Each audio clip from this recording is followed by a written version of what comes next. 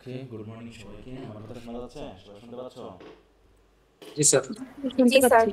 আচ্ছা, তো আমাদের গতদিন পর্যন্ত আমরা এসটি কোর্স শেষ করেছি, তাই না?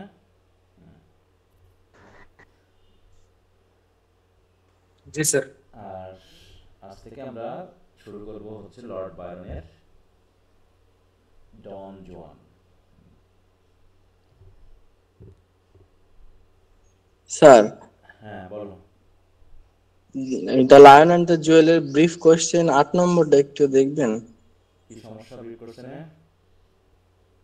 স্যার ওইখানে হচ্ছে 12 যে ইলিটারেট গড গট বলিছে, হুম। এখানে দেওয়া আছে আর বইয়ে দেওয়া আছে সিডি। কোনটা? তুমি গত ক্লাসে ছিলা? একটু পরে যুক্ত হয়েছিলাম। গত ক্লাসে এটা নিয়ে কথা বলা হয়েছে। ও, ঠিক আছে স্যার, তাহলে দেখি গত নেব। ক্লাসে সিডি বলা হয়েছে, ওটা একটু মিস্টেক আছে। জি স্যার, আমি একটু গত পরে যুক্ত ক্লাসে এটা হয়েছিলাম। বলা হয়েছে। হ্যাঁ। আচ্ছা। আচ্ছা, আর কোনো সমস্যা? না স্যার, আর কোনো সমস্যা নেই।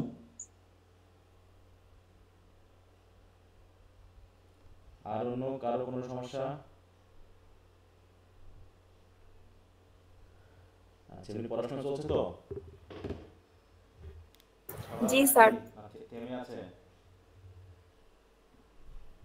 জি স্যার। জি স্যার। আচ্ছা, তাহলে যদি এদিকে আমাদের লায়ন অ্যান্ড দ্য জুয়েল তো আমরা শেষ করেছি। আচ্ছা, কি দেওয়া ছিল একটা, এরপরে বলছিলাম কি দিব, চেঞ্জ করে দেয় নাই? আমাদের ড্রামা তো সবগুলো শেষ, তাই না? না স্যার। ড্রামা সবগুলো আলোচনা শেষ। জি স্যার। কোনটা বাদ আছে? নাই। আচ্ছা, তাহলে আমাদের ওদিকে উইলিয়াম ব্লেক হয়েছে, উইলিয়াম না শেষ স্যার। করেছে, এখন শুধু এসটি কোল্ডিস, তাই না? হুম, তাহলে এটা এসটি কোল্ডিস দিয়ে দেন। জি স্যার। আচ্ছা,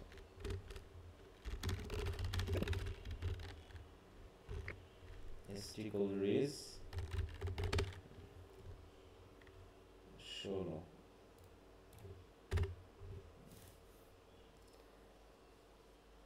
আচ্ছা, আর sociology of Bangladesh, Bangladesh society and culture, এটা তো শেষ পুরোটা। জি স্যার, আপনি এই প্রশ্নগুলো চেঞ্জ করে দিতেছিলেন। হ্যাঁ, এখন আমি আবার শুরু করব প্রথম থেকে। আবার যেহেতু আমাদের যথেষ্ট এখনো সময় আছে, তো আশা করি সবাই পড়েছো। হ্যাঁ, একটু ভালো করে নোট করে পড়েছো বা নোট করবা, বা ভালো করে, যেটা আমি আগে বলেছি, কমপক্ষে 10-12টা করে তো ইয়া দিতেই হবে, পয়েন্ট দিয়ে ভালো করে। দরকার হলে 2টা গাইড কিনবা, কিনে সেটাকে মার্কস করবা, করে ভালো করে। হ্যাঁ, অনেক কিছু পাওয়া যায় বাজারে, হ্যান্ড নোট পাওয়া যায়, হ্যাঁ, তারপর হচ্ছে তোমার গাইড পাওয়া যায়। তো এরকম একের অধিক বই কিনে নিজের ভালোর জন্য আর কি, হ্যাঁ, একটা ভালো রেজাল্ট তোমাকে অনেক দূরে নিয়ে যেতে পারে। হ্যাঁ, তো ওই জন্য একটু ভালো রেজাল্ট করতে হলে 200-500 টাকা খরচ করতে হবে, করে নিজে পড়ে নিজে লিখে যতটুকু পারা যায় নিজের কাছে নিজেকে শক্ত করে ফেলতে হবে। হ্যাঁ, একটু চেষ্টা করবা। তো এখন থেকে আমরা আবার ঘুরে যাচ্ছি পলিটিক্যাল হিস্ট্রি অ্যান্ড, কি যেন আছে না, political system of Ukraine USA নাকি? জি স্যার। হ্যাঁ, ওইটা থেকে আবার আমি যেহেতু দেওয়া জি শুরু স্যার। করছি, তো আশা করি সবাই এটাকে রিভিশন দিয়ে ফেলবো। আচ্ছা, চ্যাপ্টার 1 আমি দিয়ে দিলাম আজকে। আচ্ছা, আমরা পরে লিখে দিব, সমস্যা না। আর এটা থাকবে। আচ্ছা, এদিকে আমাদের আজ থেকে 6 মান্থের ক্লাস শুরু। আজকে হলো 16 তারিখ। আচ্ছা, তাহলে আমরা ডন জুয়ানে চলে যাব। বড় একটা কবিতা, হয়তো 2-4টা ক্লাস লাগবে। আমরা বাদ দিয়ে যতটুকু পারবো, যেগুলো ইম্পর্টেন্ট কথাবার্তা আছে সেগুলো আমরা পড়ব।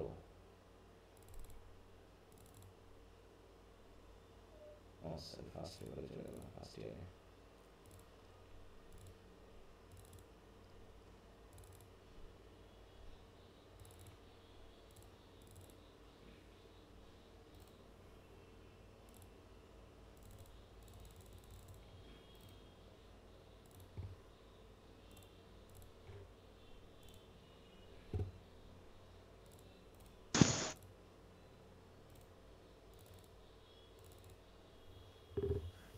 যে সবার কাছে কি বই আছে এটার?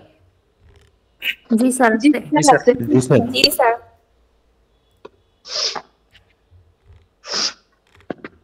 ডন জুয়ান। দেখো আমরা যদি এর সম্পর্কে একটু দেখে আসি।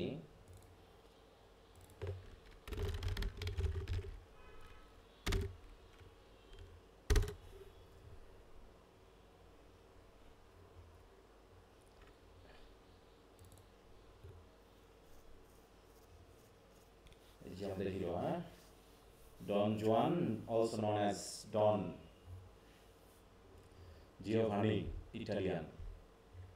এটা হচ্ছে is a legendary fictional Spanish libertine who devotes his life to seducing women.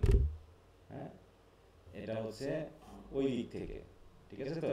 এখন এই ডন জুয়ানের যদি আমরা একটু মনে করি লর্ড বায়রনের দ্বারা দেখি তাহলে কি ওটাকে একই জাতীয় জিনিস, ঠিক আছে তো।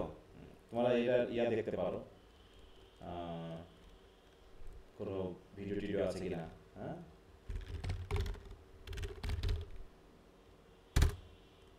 যেরকম কোনো সিনেমা টিনেমা আছে কিনা এটা নিয়ে। দেখো ওই ডন জুয়ান এই ডন জুয়ানের মধ্যে একটু মিল আছে, ওটা এক জিনিস এটা এক জিনিস কিন্তু, ঠিক আছে। তারপর Don Juan is an English unfinished satirical epic. এটা কি জাতীয় পোয়েম বলো তো?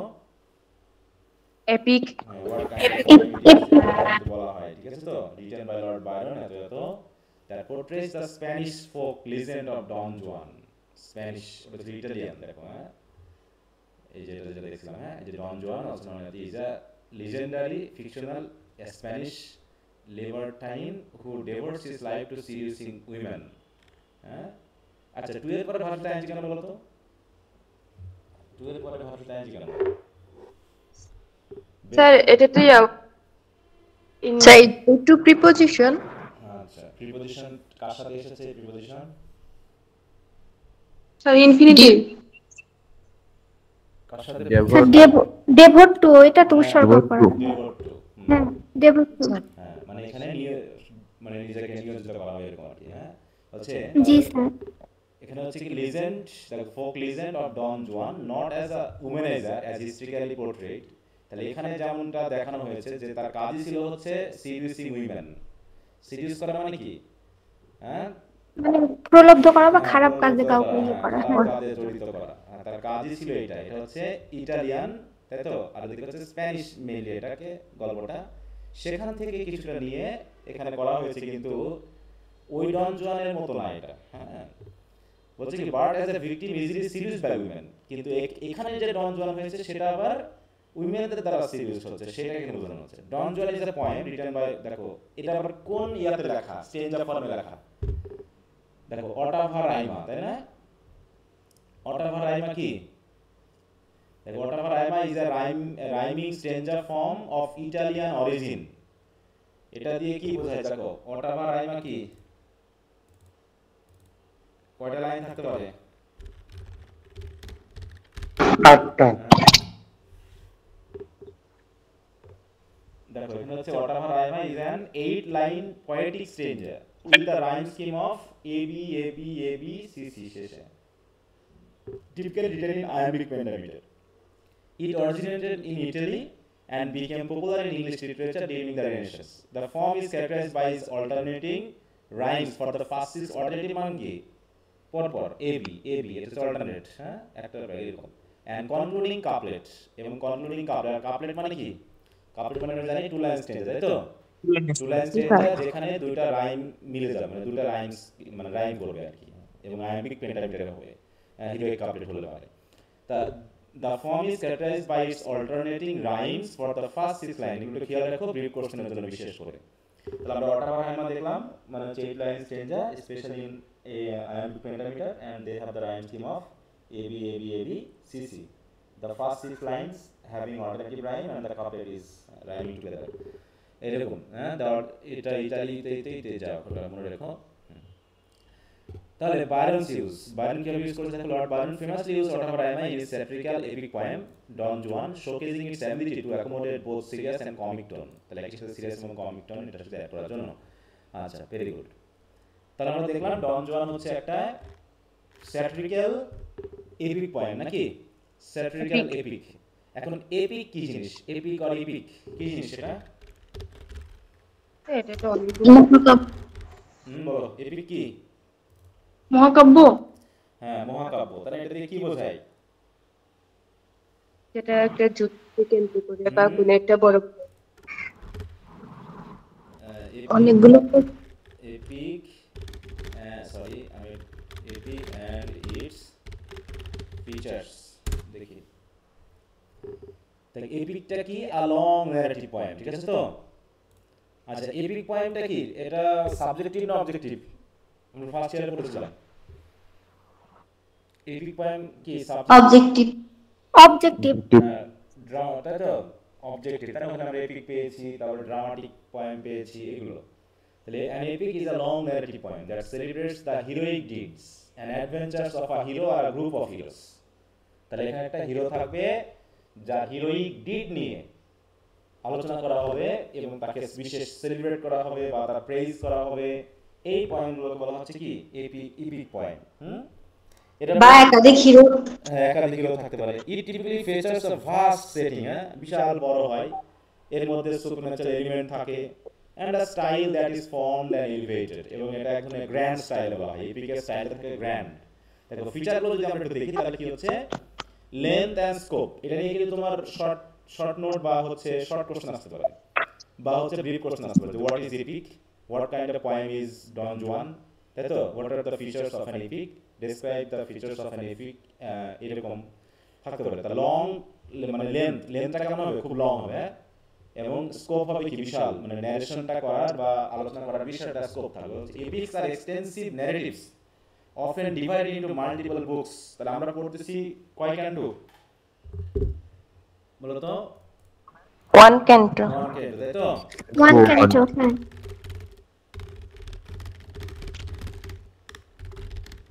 এটা কি কমপ্লিট না ইনকমপ্লিট? ইনকমপ্লিট। এটা একটা ইনকমপ্লিট বুক। তাহলে দেখো এক ওয়ান কমপ্লিট মানে একটা ক্যান্টো করতে গিয়ে আমাদের দম আটকায় যাবে নাকি? প্রায় কত 122 23 না 32 না, মানে ভুলে গেলাম, স্টেঞ্জার রয়েছে। তাহলে এটা যদি এখন 16 ক্যান্টো হয় তাহলে 222টা। 200 না? 222টা। ও আমি তাহলে ওই ইয়াতে আচ্ছা অন্য এটা বলছি। আচ্ছা ডন জুয়ান দ্য ব্রিটিশ লেখক is divided into 16 cantos, এবং 17th canto remained unfinished at the time of Lord Byron's death. মানে তিনি যদি বেঁচে থাকতেন একে আরো অনেক বাড়াতেন। বুঝতে পারছো কি দশা হতো আমাদের? বলো তো, যদি আরো বাড়াইতো। ভাগ্যিস মারা গেছে। স্যার আল্লাহ যা করে ভালোর জন্যই করে। কাদের ভালোর জন্য করেছে? আমাদের সম্পূর্ণ আমাদের ভালোর জন্য। স্যার আমাদের কি আর অন্য ক্যান্টোগুলো আবার পড়া লাগবে? না না, শুধু ক্যান্টো ওয়ানি পড়তে হবে, বাকিটা তোমার সাথে এটা পরিচয় করিয়ে দেওয়া, একটু পরিচয়। থার্ড ইয়ারেও তোমরা পড়বা দুইটা এপিক আছে ওখানে, ঠিক আছে তো? দুটো এপিক। হ্যাঁ স্যার, তাহলে আরো লিখলে তো আমাদের সমস্যা ছিল না, লিখতে। হ্যাঁ তোমার আপনারা পড়তেছেন সাহিত্য মানে তো কাউকে চাপে ফেলার জন্য না। আসলে সাহিত্য নষ্ট হয়েছে কার হাতে জানো? প্রমথ চৌধুরী বলেছেন সাহিত্য নষ্ট হয়েছে স্কুল কলেজ এবং শিক্ষকদের হাতে। বুঝতে পারছো? সাহিত্য যে ঠিক কথা বলছেন স্যার। সাহিত্য যে ভয়ের বিষয় না, সাহিত্য যে পড়াশোনা করে চাপ নেওয়ার বিষয় না, এটা এনজয় করার বিষয়। কিন্তু এই স্কুল কলেজের মাধ্যমে পড়াশোনা করায় সাহিত্যকে তার মানে গলা টিপে মারা হয়েছে। ব্যাপারটা এরকম। তাই যে শুনলে স্যার বাবা বিশাল 200 ক্যান্ডু হাই আমরা পড়তে হবে, হ্যাঁ? সাহিত্য তো সবাই পড়তে পারবে না বা সবাই পড়ার জন্য নাও। একজনের এক এক মিনিট, কেউ ফুটবল পছন্দ করে, কেউ ক্রিকেট পছন্দ করে। এখন যে ফুটবল পছন্দ করে তাকে যদি জোর করে ক্রিকেট খেলানো যায়, সে কি খেলবে? বলো। না স্যার। না স্যার। তাহলে সাহিত্য পড়ার মতো মানুষ না, তারা পড়তে চায় না। সাহিত্য হলো পড়ার বিষয়, হ্যাঁ সাহিত্য হলো পড়ার বিষয়। তা তুমি যদি এখন সেটাকে নিয়ে না পড়ে যদি এখন অন্য কাজ খাটাতে যাও তাহলে তো হবে না। এই যে করতে গিয়ে সাহিত্য তার গুরুত্ব হারিয়েছে। সাহিত্য যে কি জিনিস সেটা মানে ভাইবানে আসলে পড়তে হয়, সে ভাইবাতে হ্যাঁ প্রশ্ন করা হয়েছে একটা মেয়েকে। সেই মেয়েটা যেহেতু ইয়ে আছে তার প্রশ্ন করা হয়েছে যে বলো তো এই যে তুমি যে সাহিত্য পড়তেছো, এই সাহিত্যটা কি ধর্মকে সাপোর্ট করে নাকি ধর্মের বিরুদ্ধে? কি কি মনে হয় এই ভাইবাটা করে এই প্রশ্নটা করা হয়েছে, কি উত্তর হতে পারে তোমাদের মনে? স্যার ধর্মকে সাপোর্ট করে, ধর্মকে সাপোর্ট করে, ধর্মের বিরুদ্ধে না। সে তো মোটামুটি পুরোটা চাপাই দিল যে সাহিত্য পড়া ঠিক না, বুঝতে পেরেছো?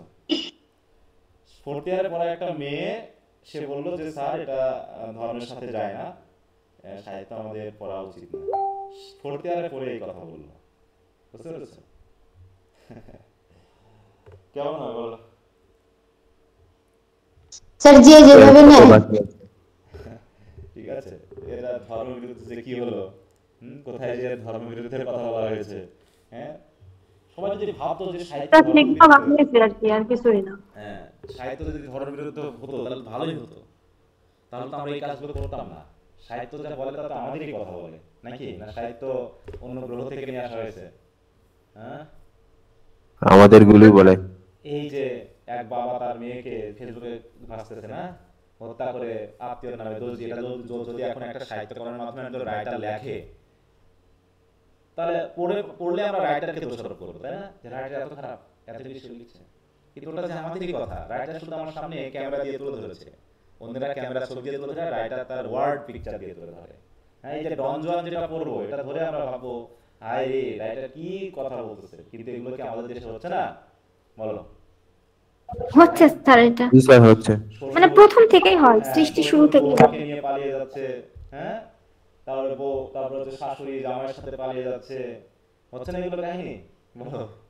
হ্যাঁ, আমরা যখন বাস্তবতা দেখতে শুরু করি তখনই আর কি নিজেদের কাছে খারাপ লাগে, আমরা ওইটা বুঝতে পারি না।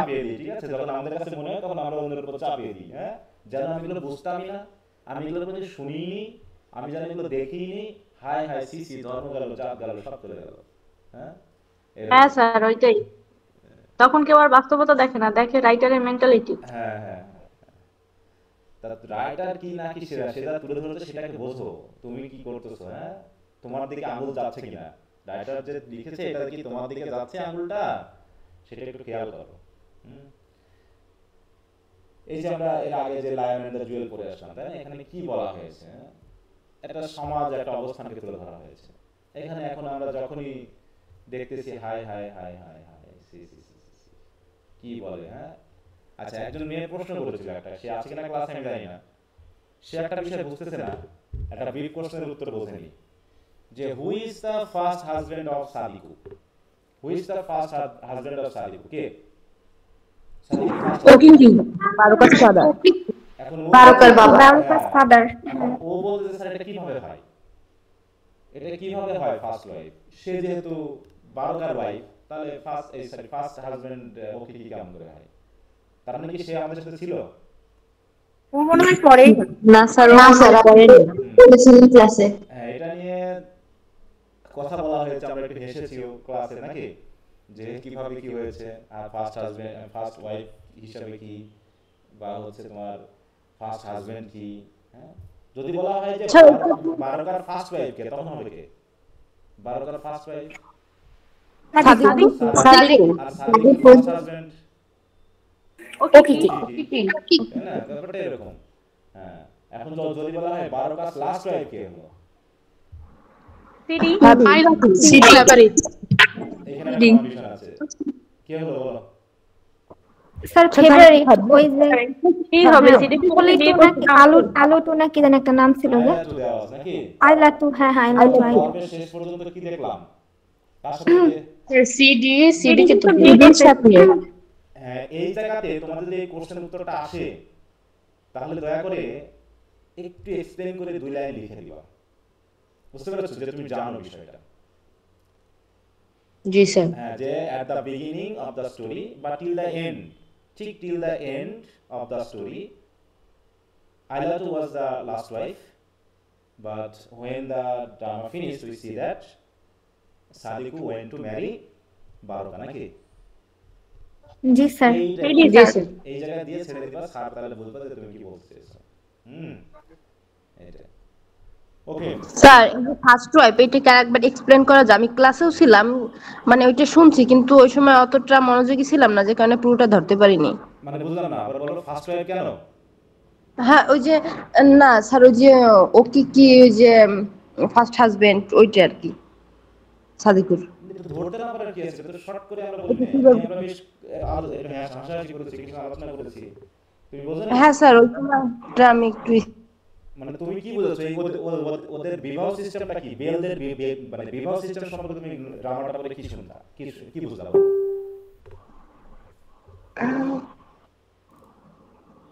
আচ্ছা, মানে সন্তানই আবার সৎমাকে বিবাহ করে এরকম?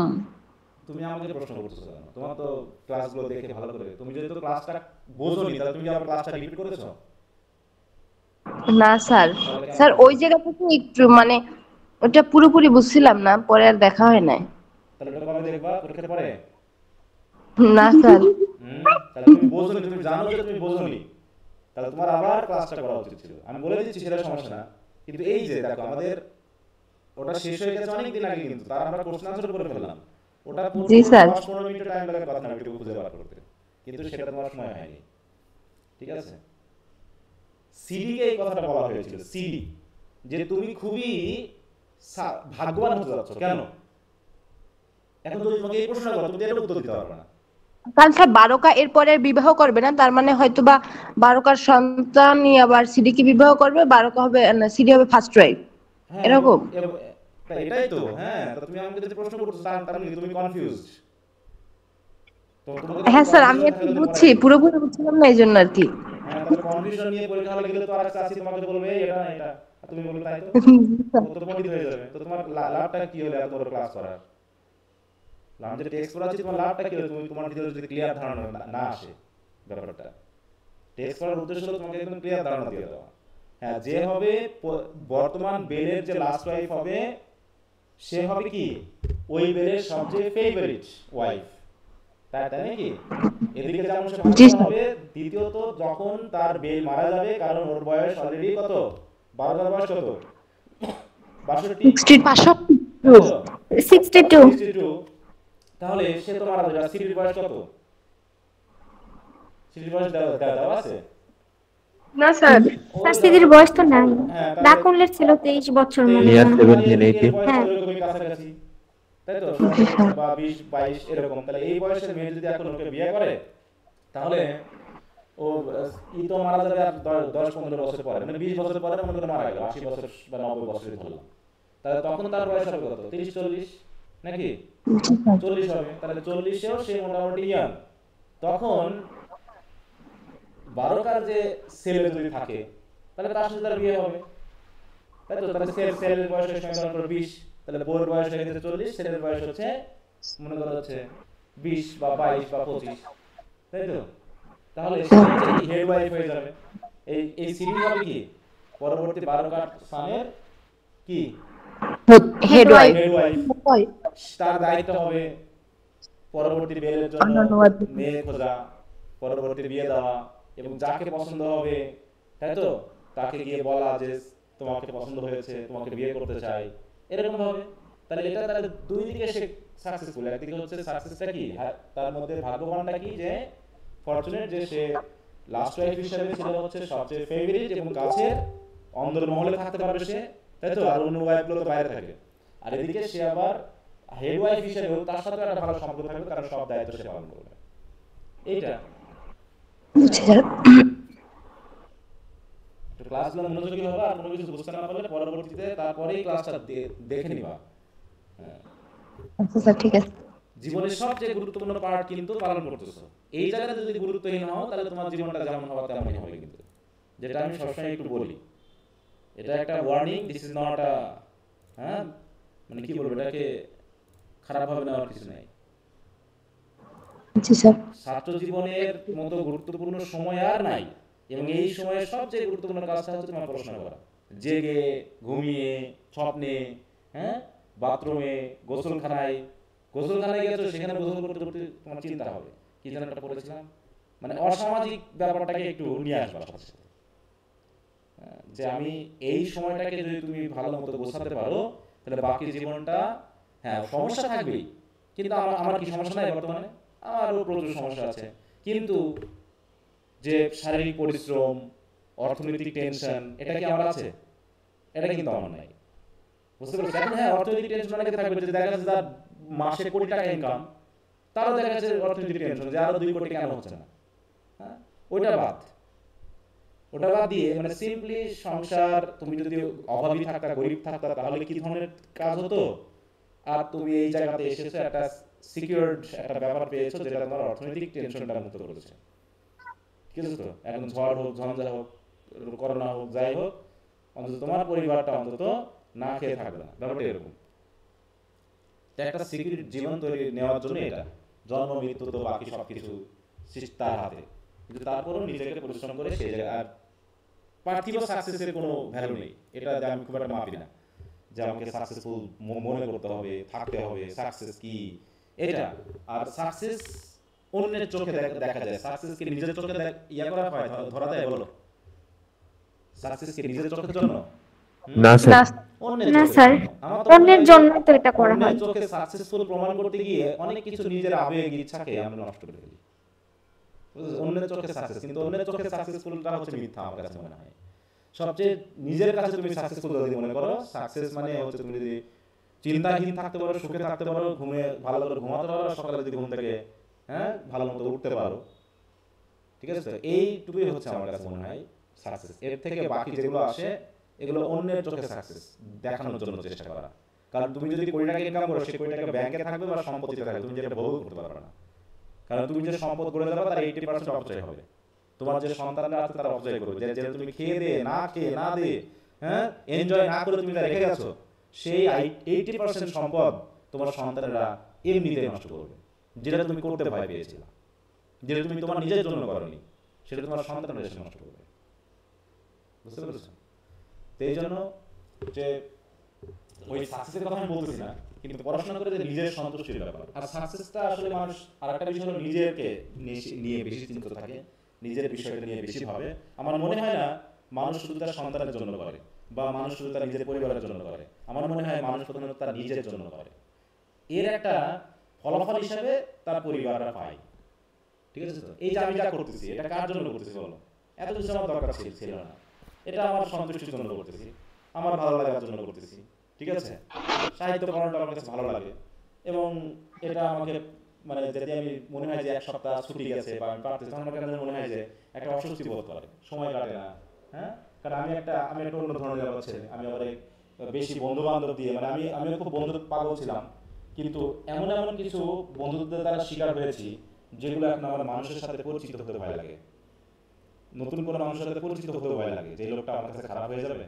আমি এটা ভাবি আর কি, আমি নিজেকে ভালো বলতেছি না, কিন্তু আমার কাছে মনে হয় যে ওই লোকটা আমার সাথে অপরিচিত আছে, অপরিচিত থাক।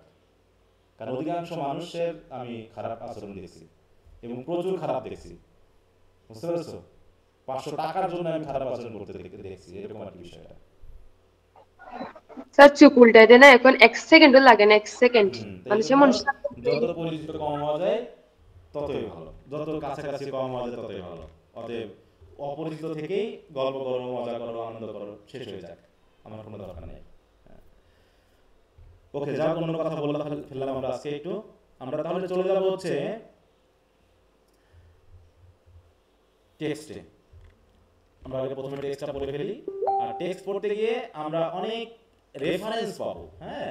ওই রেফারেন্সগুলো আমরা জাস্ট সেন্সটা বুঝে নিলে হবে, কারণ প্রচুর reference, biblical reference, historical reference থেকে শুরু করে প্রচুর জিনিস আছে যেগুলোকে আমরা জাস্ট এড়িয়ে যাব। শুধু মূল যে নির্যাসটুকু এখানে কি বলতে চাওয়া হয়েছে সেটুকু। কারণ এপিক মানে ইনিয়ে বিনিয়ে কাহিনী বেশি। সনেটে যেমন একটা কনক্রিট বিষয় থাকে যে আমার 14 লাইনের ভিতরে সবকিছু বলে ফেলতে হবে, আর এপিকে তো আর সেরকম ধরাবাঁধা নিয়ম নেই। এটা বলা আছে যত বাড়াতে পারো বাড়াও, 100টা যদি ক্যান্টো হয় তো 100টা বাড়াও, দিয়ে প্রতিযোগিতা কে কত বড় করে লিখতে পারে। এই জন্য অনেক কিছু জড়িয়ে পেয়েছে, দেখে 2-4টা ক্যান্টো মিলে ছোট্ট একটা কথা আছে ওখানে, কি বলতে চেয়েছে সেটুকু। এই জায়গায় জি sir, as you like it এর মতো। অ্যাজ ইউ লাইক ইট যেমন আছে কমেডিতে, যে ওখানে মূল কথা নিয়ে বিনিয়ে ওইটুখানি বলা আছে, তাতে ওটা একটা কাহিনীমূলক। ওখানে যে কাহিনীটা আছে সেটা কমিক সেন্স আনার জন্য ব্যবহার করা হয়েছে, আর এখানেও কমিক সেন্স বা স্যাটিরিক সেন্স আনার জন্য ব্যবহার করা হবে। আজ তো দেখো বলতেছে আই ওয়ান্ট আ হিরো। তাহলে আমাদের যে কবি উনি বলতেছেন আমি এই যে এপিকটা লিখতেছি, এই এপিকটা লিখতে গিয়ে আমার একটা হিরো দরকার, এবং এই হিরোটা হবে কেমন? দেখো, অ্যান আনকমন ওয়ান। এটা আসলে কেউ চায় না, এর চাওয়ার কোনো মানেও নেই, কিন্তু আমি এই আনকমন ওয়ানটা করতেছি, অভাব। কারণ কি when every year and month sends for the new one, যেখানে প্রতি মাসে প্রতি বছরে নতুন নতুন হিরো তৈরি হচ্ছে, এর ভিতরে আবার হিরো খোঁজা লাগে। তাই বলছে মানে এরকম যে প্রতি মাসে প্রতি বছরে নতুন নতুন হিরো তৈরি হচ্ছে আমাদের গল্প কাহিনীর ভিতরে, তাহলে আবার নতুন করে হিরো খুঁজতে হবে কেন? কিন্তু আমার কাছে এটা আনকমন ওয়ার্ড, আমি একজন হিরো চাই। ঠিক আছে তো? তাই বলছে এমন একটা হিরো আমি চাই। দেখো বলতেছে তাহলে হচ্ছে when every year and month sends for the new one till after clawing the gadgets with Kant the age discovers he is not the true one। মানে কি যে পেপার পত্রিকায় লেখা লিখিতে তাকে নিয়ে অনেক অনেক প্রশংসা, অনেক গৌরব, অনেক কিছু লেখার পর শেষ পর্যন্ত গিয়ে বলা যায় যে যাকে আমরা হিরো ভাবলাম সে আসলে হিরো না। তার মানে কি যে আমরা যাদেরকে হিরো বলতেছি আলটিমেটলি তাদেরকে হিরো বলা যাচ্ছে না, এরা হিরো না। বুঝতে পেরেছো? কারণ কি বলছে of such as this I should not care to haunt। অতএব এই হ্যাঁ বলো একবার বলো স্যার 3 নাম্বার লাইনটা একটু আরেকবার বুঝিয়ে দেন। হ্যাঁ এই গেজেটস মানে কি বলো? গেজেটস কি বিভিন্ন বই, ম্যাগাজিন, পত্রিকা এগুলোতে কি করা হচ্ছে? লেখালেখি হচ্ছে না? স্যার লেখালেখি হিরো হিরোইনদের ছবি পাবলিশ করা হয় প্রতি মাসে হয় এবং প্রতি মাসে প্রচুর লেখালেখি করা হয়। ঠিক আছে? এবং তারা প্রচার পেয়ে যায়, কিন্তু শেষ পর্যন্ত দ্য এজ মানে কি সময়, তাই তো? সময়ের সাথে সাথে আমরা গিয়ে দেখতে পারি কি যে সে আসলে সত্যিকারের হিরো না। কাকে বোঝানো হচ্ছে? এই যে প্রতি বছরে প্রতি মাসে যে হিরো হয়, সেনফোর্স মানে কি সৃষ্টি করা, নতুন নতুন হিরো সৃষ্টি করতেছে। ঠিক আছে? একটু নাউন প্রোনাউন গুলো খেয়াল করতে। ওয়ান দিয়ে কি বোঝাচ্ছে? এই ওয়ান মানে কি? আর নিউ ওয়ান এটা দিয়ে কি বোঝাচ্ছে? ওয়ানটা দিয়ে সেটা কাকে রেফার করে? পার্সন। হ্যাঁ একজন হিরোকে বোঝাচ্ছে, হিরো। দ্য সেনফোর্স দ্য নিউ হিরো। এই হিরো না বলে এখানে ওয়ান বলতেছে। একইভাবে he is not the true one. True one মানে কি? সত্যিকারের কি? এখানে টু ওয়ানের পরিবর্তে আমরা কি হ্যাঁ ওয়ান বার হিরো। হ্যাঁ হ্যাঁ ওয়ান হিরো। তাহলে the age discovers he is not the true hero, এটা বলতে চেয়েছে। কি বুঝতে পারছো? কি বুঝেছো? জি sir. of such as these, এইরকম হিরো, এই যে of such as these, এই দিস মানে এরকম হিরো। বলছে এরকম hero I should not care to haunt। haunt মানে কি? প্রচার করা, ওদের নিয়ে তুলে ধরা। বলছে এরকম হিরো আমার দরকার নেই, যে হিরোরা সময়ের সাথে সাথে হিরো থাকে না। আমার এমন হিরো দরকার যেটা সার্বজনীন হিরো, যেটা সবার ভিতরে আছে। কেমন হিরো? যে জেনারেলি আমরা যে হিরো তৈরি করি সেই হিরোকে কেমন ভাবে দেখাই বলো তো? যে সেই হিরো হচ্ছে সৎ, সেই হিরো হচ্ছে ধার্মিক, সেই হিরো হচ্ছে শক্তিশালী, সে ভিলেনদের প্রতিরোধ করে, সে মেয়ে দেখলে লজ্জায় মুখ লুকায়, তাই তো? সে তার নায়িকাকে গভীর প্রেমে আসক্ত হয়, সে নায়িকাকে স্পিরিচুয়াল প্রেমে পড়ে, যেমন অরল্যান্ডো দেখলাম। এরকম কি হিরো আছে পৃথিবীতে? এরকম কি হিরো হয় বলো? না স্যার। না স্যার। না স্যার। আমরা তাদেরকে প্রশংসাই তার বলবো। ভূত তো থাকবে কিন্তু হিরোদের তো কোনো ভূত দেখানো হয় না। হ্যাঁ এরকম কোনো আইডিয়াল হিরো পৃথিবীতে পাওয়া যায় না, এই জন্য এই হিরো বেশি দিন টেকে না। অথবা আমি যে হিরো দিব সেই হিরোটা হবে সার্বজনীন হিরো, যে হিরো এ সব জায়গায় খুঁজে পাওয়া যায়। মেয়ে দেখলেই তাকিয়ে থাকে, মেয়ে দেখলে প্রেম করতে ইচ্ছা করে, তাই তো?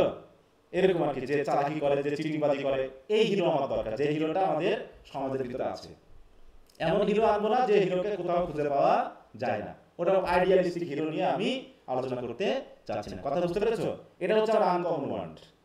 তাহলে আমরা যে জেনারেলি হিরো বলতে যেটা বুঝি সে হবে কি দেখতে শুনতে এরকম নাকি, মানে একদম শাকিব খান বা সালমান খান, তাই তো? তারপর হচ্ছে শাহরুখ খান, এই হচ্ছে হিরো। এবং তারা সিনেমার নায়ক যখন হয় তখন কেমন হয়? একদম পিওর খাঁটি মানুষ, একদম কঠিন সব দিক দিয়ে। তাই তো? ওর মতো ধার্মিক কেউ নাই। ঠিক আছে তো? সে মানে ভিলেনদের প্রতিবাদ করে সমাজকে ভালো করে ফেলে ইত্যাদি ইত্যাদি। কিন্তু আমাদের শাকিব খান বাস্তব জীবনে কেমন? সিনেমা জগতে যা দেখি তার কিছুই তার ব্যক্তিগত জীবনে দেখা যায় না, যার অন্য গায়ে পাওয়া দেয়।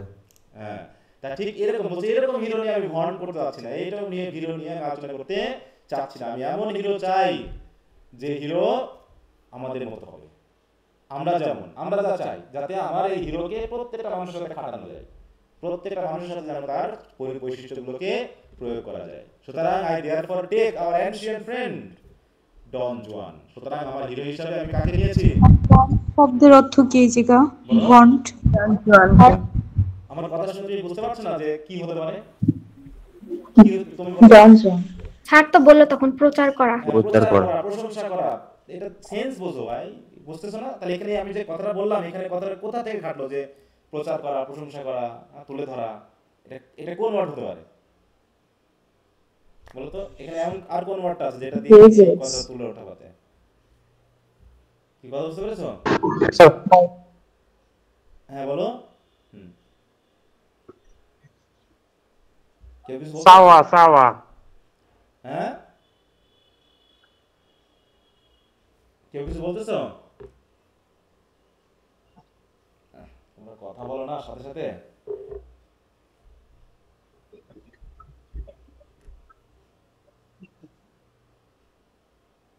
আচ্ছা যাও। তাই বলছে I therefore take our ancient friend Don Juan. Ancient কি? পুরাতন। এখানে পুরাতন। আচ্ছা সরি, আমি একটু আসছি, দাঁড়াও। তাহলে বাকিগুলো যদি পড়তে হইতো কি অবস্থা হইতো আমাদের? ভাইয়া কত বলছেন যে স্টেনটা? 222। তাহলে তো 1776 লাইন। কি ভয় পেয়ে যাচ্ছ নাকি সবাই? না স্যার এমনি। না স্যার স্যার ওয়ার্ডগুলো ইজি আছে, সমস্যা নাই। তা তোমরা কি পড়নি, মানে কি বইটা কেননি? বই কি আছে? কোন বই আছে? কোন রাইটারের বই আছে? স্যার আমাদের আছে সেন। কিয়ামা কায়ুম। আচ্ছা যাও। আবু কাইম। নিয়ামত ইমাম। আচ্ছা, তো পাশে তো প্যারাফ্রেজ থাকার কথা আছে না? জি স্যার, আবু কাইয়ুম। তাহলে ওই প্যারাফ্রেজ অংশগুলো একটু পড়ে ফেলবা, তাহলে বুঝতে পারবা। স্যার প্যারাফ্রেজের একটা লাইন বুঝিনি, এখন কি বলবো? বলো কোন line? He was sent to the devil before this time. Sent to the devil মানে? বুঝনি sent to the devil মানে? না sir, sent to the devil এটা বুঝিনি। কাছে পাঠানো। sent to the devil মানে অলরেডি খারাপ পথে চলে যাওয়া। ও আচ্ছা। বুঝনি? জি স্যার। মানে সে অলরেডি খারাপ হয়ে গেছে, সেটাকে বলা হচ্ছে sent to the devil। হ্যাঁ জি। ছবি তোলা ছিল, সেটা কই? তোমাদের টেক্সটের সাথে মিল রেখে আমার ছবি তোলা ছিল, সেটা দেখতেছি না। এখানে কিভাবে সম্ভব?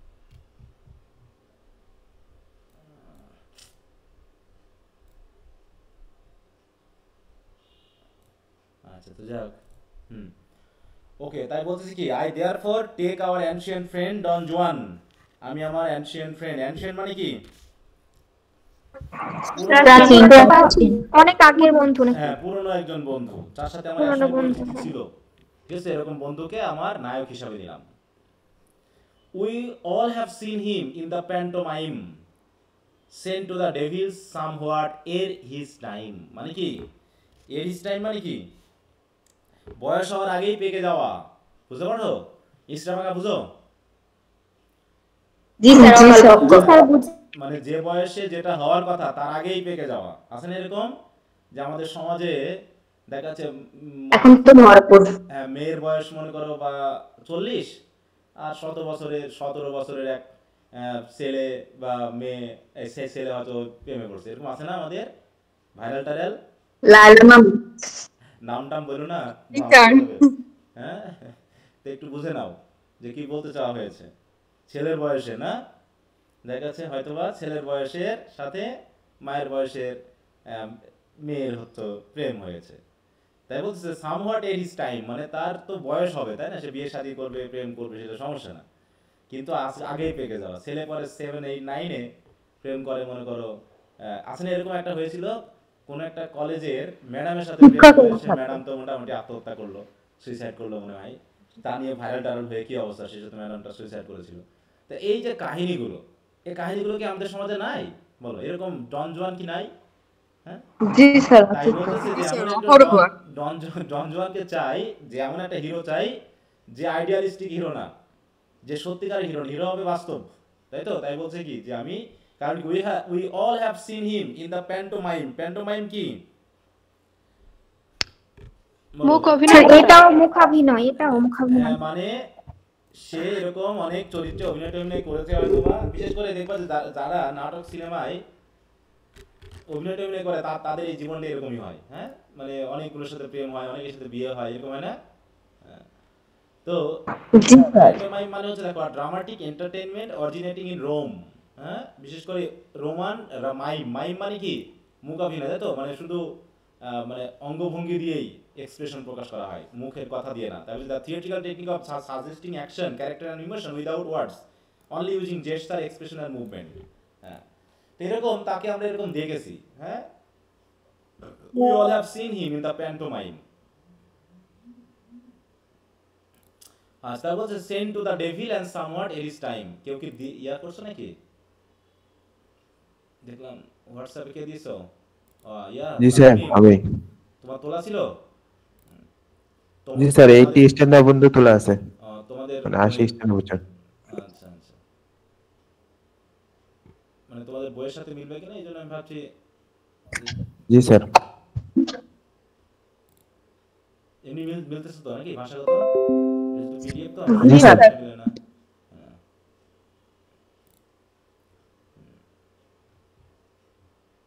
এই যেখানে প্যারাফ্রেজ দেওয়া আছে, তাই না? এই যেখানে তোমরা যদি একটু দেখো প্যারাফ্রেজ ধরলেও বুঝতে পারবা, একটু ওয়ার্ড দেখলে অত কঠিন মনে করার কিছু নাই। আচ্ছা, তাহলে এখান থেকেই আমি একটু দেখি তাহলে। এবার পেজ উল্টাতে হবে। ওকে, যাক আমি এটা ইউজ করি, এটা একটু বড় লাগতেছে মনে হচ্ছে। এবার আসি, দেখো এখানে অনেকগুলো কিসের কথা বলা হয়েছে। দেখো Vernon, the butcher Cumberland, Wolfe, Hawke, Prince Ferdinand, Granby, হ্যাঁ, এগুলো কি have had their tide of talk and fill their sign post then like Wellesley now. মানে এরা কি একসময় হিরো ছিল নাকি? এরা একসময় কি ছিল? হিরো ছিল। হিরো ছিল, কিন্তু তাদের বলছে have had their tide of talk, তাদের নিয়ে অনেক সময় কথা হয়েছে, তারা অনেক বলছে তাদের সুযোগ পেয়েছে, তাদের নিয়ে আমরা কথা বলেছি, আলোচনা করেছি। হ্যাঁ, and fill their sign post মানে কি, মানে যার জায়গা, হ্যাঁ, যে বৈশিষ্ট্যগুলো থাকলে আমরা একজনকে চিনি। ওই যে বললাম না যে আমাদের হিরো যখন ছিল, একটা রুবেল ছিল এক ধরনের হিরো, না আলমগীর ছিল এক ধরনের হিরো, তারপরে কি, তারপরে ইলিয়াস কাঞ্চন ছিল এক ধরনের হিরো, হ্যাঁ, আমাদের সালমান শাহ ছিল এক ধরনের হিরো ছিল কিনা? হ্যাঁ, এরকম মনে করো হ্যাঁ অনেক উদাহরণ বলেছে, আমরা এগুলো অত পড়তে যাবো না, এগুলো আমি রেখে গেলাম, তোমরা একটু দেখে নিবা, জাস্ট এক্সাম্পল। দেখো এখানে অনেক কথা বলা আছে, ঠিক আছে তো? কিন্তু বলছে কি শেষ পর্যন্ত কি বলছে যে with many of the literary set exceedingly remarkable at times but not all adapted to my rhymes. এই হিরোগুলো নিয়ে আমি কাজ করবো না, কারণ আমার এই রাইমের জন্য এই হিরোগুলো কি বলো মিলছে না, আমার জন্য অ্যাডাপ্টেবল না। হ্যাঁ, but not all at all মানে আদৌ অ্যাডাপ্টেড না টু মাই রাইমস। ঠিক আছে তো? আমার রাইমে আমি এদেরকে অ্যাডাপ্ট করতে পারছি না, এদেরকে আমি নিব না। ওকে, আরো কিছু বলবে, দেখো আরো নাম আছে। নেলসন ওয়াজ, দেখো নেলসন কে ছিল, তাই তো? তারপরে হচ্ছে ট্রাফালগার যুদ্ধে কে কি করেছে না করেছে সবকিছু আমাদের এখানে বলছে, যে এরাও একসময় হিরো ছিল। এগুলো হচ্ছে রাজনৈতিক হিরো, কেউ হবে মিলিটারি হিরো। হ্যাঁ, এরকম যেমন আমাদের যুদ্ধের সময় এক ধরনের হিরো ছিল কিনা? তারপরে তার এখানে সব কথা বলা হচ্ছে যে রাজনৈতিক ভাবে হিরো ছিল, মিলিটারি হিরো ছিল, তারপর সাহিত্যের হিরো ছিল, তাই না? এই যে এখানে সাহিত্যের হিরো বলা হয়, যেমন হচ্ছে brave men were living before Agamemnon কে একজন হচ্ছে মিথোলজিক্যাল একজন হিরো, ঠিক আছে তো? তার আগেও কত ব্রেভ ম্যান ছিল। হ্যাঁ, and since exceeding various and sage, এবং তারা বিভিন্ন ধরনের ছিল, কত সাধু, কত ভালো, কত সৎ, কত সাহসী, হ্যাঁ, এরকম কত মানুষ ছিল। A good deal like him too, আগামেমননের মতো গুড এরকম মানুষও ছিল। দো কোয়াইট দ্য সেম নান, যদিও তার মতো আর কাউকে পাওয়া যায় না, কিন্তু তার আগে তার মতো ছিল কিছুটা। But they shone not on poet space, কিন্তু তাদের নিয়ে লেখা হয়নি। আগামী যেমন আমাদের যদি বলি, আমাদের হিরো কে আছে বলো তো? আমাদের রাজনৈতিক হিরো কে আছে বলতে পারি? বঙ্গবন্ধু আছে, তারপর জিয়াউর রহমান আছে, তাই না? এরকম হিরো আমরা বলছি, রাজনৈতিক হিরো। তারপরে যদি আমরা আমাদের নাটকে যাই, নাটক বা যদি নভেল টভেলে যাই, এরকম আছে কি দেবদাস আছে নাকি, ইউসুফ জুলেখা আছে কিনা হিরো হিরোইন, এরকম জোড়া। তারপরে যদি আমরা আমাদের মানে কি বলবো, বাস্তব জীবনে নায়িকা। ফিরে আসি। এখন বর্তমানে আমাদের নায়ক নায়িকা সিনেমাতে আছে, সাকিব আছে, আর কে কে আছে, আমি তো বাংলাদেশের নায়ক নায়িকার নাম বলতে পারি না, আমি সিনেমা টিনেমা খুব একটা দেখি না, দেখি সিরিয়াল মানে স্যার বীরশ্রেষ্ঠরা একরকম হিরো না? হিরো আলম আছে স্যার। বলো বলো, হিরো আলম। স্যার বীরশ্রেষ্ঠরা তো একরকম হিরো, তাই না? অবশ্যই অবশ্যই, বিশেষরা হিরো, হ্যাঁ ওরা হিরো। তা বলতেছে এদের কাউকে নিয়ে আমি পারবো না, বলছে কি they shone not on the পয়েন্ট স্পেস, তারা আগে থাকলে তো কবি তাদের নিয়ে লেখেনি, কোন কবি এই আগামীন্দানের আগে যে হিরোরা ছিল তাদের নিয়ে লেখেনি, কারণ তাদেরকে যথাযথ মনে হয়নি, and so have been forgotten, অতএব যাদের নিয়ে লেখা হয়নি তাদের কথা সবাই ভুলে গেছে, আগামীন্দানকে নিয়ে লেখা হয়েছে, আগামীন্দানের কথা আমরা পড়লে পারে পাই। যেমন আমরা এখন ইংরেজি সাহিত্যের আসি, আমরা কিছু কিছু নাম পেতেই পারি নাকি, কি উল্লেখযোগ্য নাম কি কি আছে আমাদের বলো, এই মোটামুটি শেক্সপিয়ার, হ্যাঁ শেক্সপিয়ারের হিরো আমাদের অরল্যান্ডো পাচ্ছি আমরা নাকি, তারপর মিল্টন সার্জিয়াস পাচ্ছি, ব্লান্সলি পাচ্ছি, তাই নাকি, এইগুলো মনে করো আমরা সাহিত্যের ক্ষেত্রে এসেছে। বলতেছি এবার বলছে আই কন্ডেম নান, আমি অবশ্য কাউকে দোষারোপ করছি না, আমি যে এদেরকে ছোটও করছি না, এদেরকে আমি নিচ্ছি না, কারণ আছে, but can't find any in the present age fit for my poem, অতএব এই যাদের নাম বললাম না, এরা বর্তমান এজের সাথে মিলছে না, ফিট করে না, এই জন্য আমার পয়েমের জন্য তারা ফিট না। That is for my new one, কারণ আমাদের বর্তমান যুগটা হচ্ছে অন্য ধরনের, সেই ওল্ড হিরো দিয়ে আর চলবে না, ঠিক আছে, ওই ওল্ড হিরোটা ওল্ড দিকে কাজ করেছে হয়তো বা, কিন্তু এখন বর্তমান এই যে আমি এদেরকে ফিট বলে মনে করি না, অতএব আমার নতুন কবিতার জন্য নতুন একজন হিরো দরকার। So as I said I will take my friend Don Juan. দেখো এত বড় পড়ার পর আলটিমেটলি সে বলতে যাচ্ছে কি, তার হিরো হিসাবে কেন ডন জুয়ানকে গ্রহণ করলো নাকি, উদ্দেশ্যটা কি, যাতে ফিট হয়, মানে আমার বর্তমান যুগের সাথে মিলে এবং আমার কবিতাতে যাতে আমি একে তুলে ধরতে পারি। এখন বললাম না, এখন চারিদিকে যে আমরা দেখতেছি কি, যে ধরনের ফেসবুক বা ইন্টারনেটের মাধ্যমে যে জোয়ার হয়েছে, হ্যাঁ এরকম আছে না, কেউ দেখা যাচ্ছে একসাথে 3টা 4টা মেয়ের বিয়ে করে তাদের নিয়ে ভিডিও করতেছে না, দেখাচ্ছে, জি স্যার, সে এক হিরো, জি স্যার। সে এক হিরো, আবার এই যে তোমরা বলো লাইলা মামুন, এরা আর এক হিরো হিরোইন। দেখো তো ফেসবুকে তুমি যদি মানে ভাইরাল বলো, তাহলে নেগেটিভ জিনিস বেশি ভাইরাল না পজিটিভ জিনিস বলো? স্যার নেগেটিভ, নেগেটিভ, খারাপ। নেগেটিভ।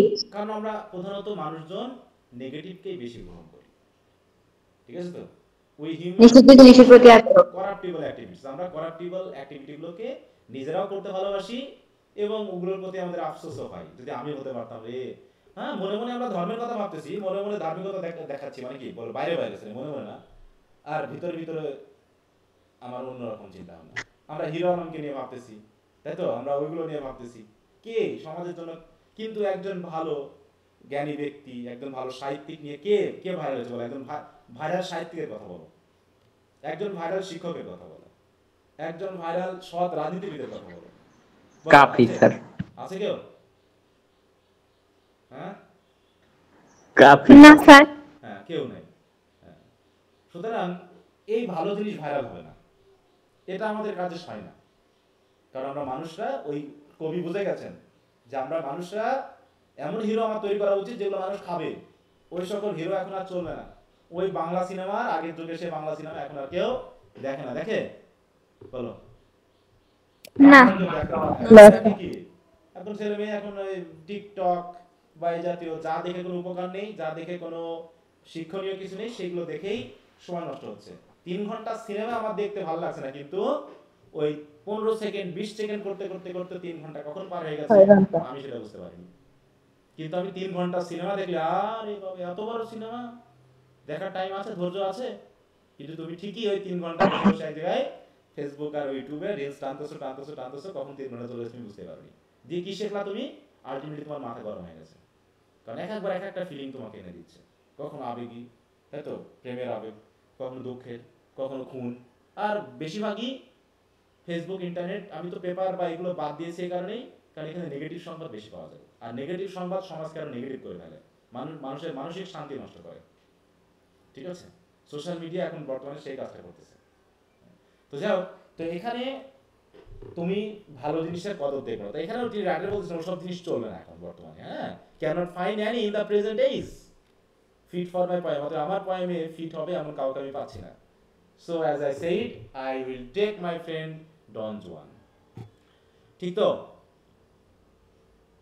জি স্যার। এবার বলতেছে most epic poets plunge in medias res. বলতেছে অধিকাংশ যে এপিক পয়েটরা আছে তারা প্রধানত দেখো মেডিয়াস রেস, মেডিয়াস মানে কি মিডল থেকে শুরু করে। অধিকাংশ প্লাং মানে কি শুরু করা, স্টার্ট করা। বলছে অধিকাংশ এপিক পয়েটের অর্ধেক কাহিনী হয়ে গেছে, তারপরে মাঝখান থেকে শুরু করবে, আর মাঝখান থেকে শুরু করার পরে ওই পিছনের কথাগুলো বর্ণনা করবে। অধিকাংশ এপিক পয়েট এভাবেই কাজটা করেছে। তাহলে মোস্ট এপিক পয়েট তোমরা যেমন পড়বা হচ্ছে Spencer's, the fairy queen, third ইয়ারে পড়বা, সেখানে দেখবা যে অর্ধেক কাহিনী হয়ে গেছে, হওয়ার পরে মাঝখান থেকে শুরু হয়েছে। The most epic poets plang in medias res. Horace makes this the heroic Tranpic road. আর এই মাঝখান থেকে শুরু করা যে পদ্ধতিটা, এই পদ্ধতিটা কে তৈরি করেছেন? আমাদের হোরেস, তাই তো? হ্যাঁ। বলতেছে and then your hero tells wherever you please. তাই তো? তারপরে তোমার যে হিরোরা থাকে, তুমি যখন গল্প পড়তে থাকো, এইভাবে তারা তাদের কাহিনী বলতে থাকে।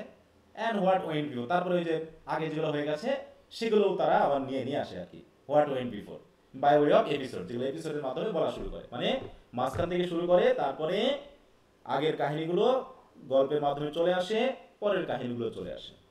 While seated after dinner at his ease, তাহলে দেখাচ্ছে কাহিনীগুলো খুব একটা এপিকে দেখানো হয় না, তারা হয়তো একটা টেবিল মানে ডিনারে বসে আরামে বসে সে তার পিছনের কথাগুলো বলতেছে, এটাই যেন তৎকালীন এপিকের কাহিনী। Beside his mistress in some soft aboard, হ্যাঁ, যে কোনো এক তার হয়তো মিস্ট্রেস আছে বা ওয়াইফ আছে, তার পাশে বসে, তাই তো, সুন্দর একটা আরামদায়ক অ্যাবোর্ডে বা বাসায় বসে ডিনারে বসে করতেছে কি, সে তার কাহিনী এপিসোড আকারে বলতেছে। এই হচ্ছে তৎকালীন সময়ের এপিকের কাহিনী। অথবা কোথাও প্যালেসে বসে বলতেছে, না হয় গার্ডেনে বসে বলতেছে, না হয় প্যারাডাইস, না হয় cavern, which serve the happy couple for a tavern, তাই তো? ট্যাভার্ন মানে কি, একটা সরাইখানা বা একটা হোটেল মতো, মানে হোটেলের মতো কাজ করে, মানে আরামদায়ক কোনো একটা জায়গাতে বসে কি করে হিরো তার হিরোইনের সাথে বসে পিছনের কাহিনীগুলো বলে। হ্যাঁ, তার পিছনের কাহিনী বলছে, তারা কিন্তু সরাসরি প্রথম থেকে শুরু করেনি। কিন্তু this is the usual method but not mine, এটা একটা স্বাভাবিক মেথডটা কি, যে তারা এপিক লেখা শুরু করে মাঝখান থেকে, তারপরে ওই মাঝখান থেকে শুরু করে করে কি, তারা যখন একটা নির্দিষ্ট পর্যায়ে পৌঁছে যায়, একটা আরামদায়ক জায়গাতে বসে তারা পিছনের কাহিনীগুলো বলতেছে। কিন্তু আমারটা তেমন হবে না। মাই way is to begin with the beginning, আমার বিগিনিং থেকে বিগিনিং হবে, মানে কি আমি হিরোর জন্ম থেকে শুরু করবো একদম, ঠিক আছে? হিরো একদম শুরু থেকে শুরু হবে। তাই বলছে my way is to begin with the beginning, the regularity of my design, এটাই হচ্ছে আমার মানে ডিজাইন বা আমার পরিকল্পনা। Forbids all wanderings as the worst of sinning. অতএব বলছে the regularity of my design, অতএব আমার এই যে সুন্দর ডিজাইন, এই ডিজাইনটা করছে কি, আমাকে ফরবিড করছে, মানে কি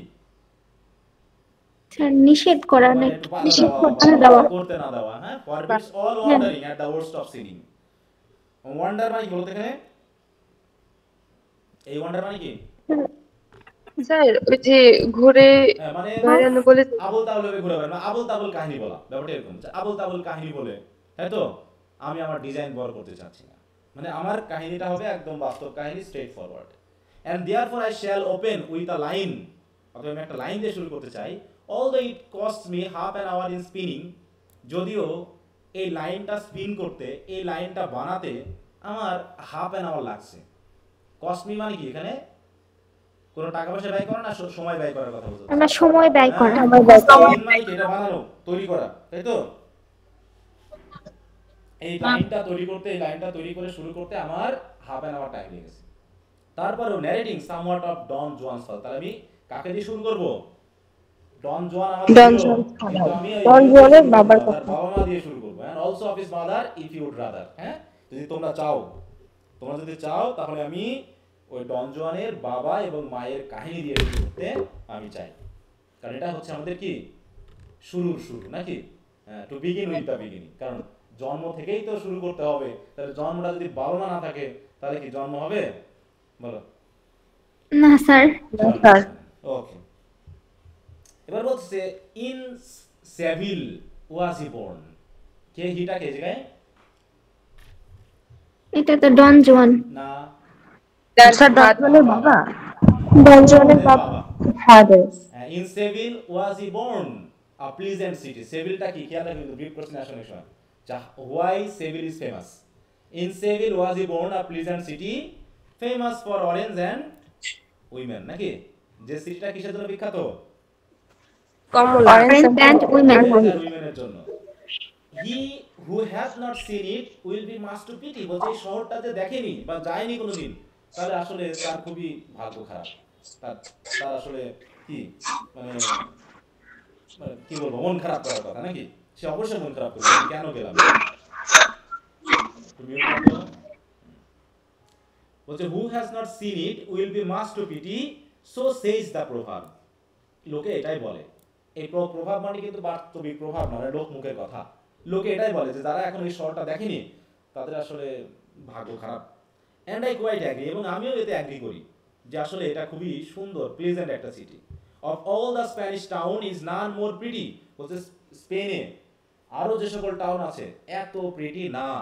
সবথেকে সুন্দর এইটা। হ্যাঁ, বলছে কি ক্যাডিস পারহ্যাপস, ক্যাডিস কি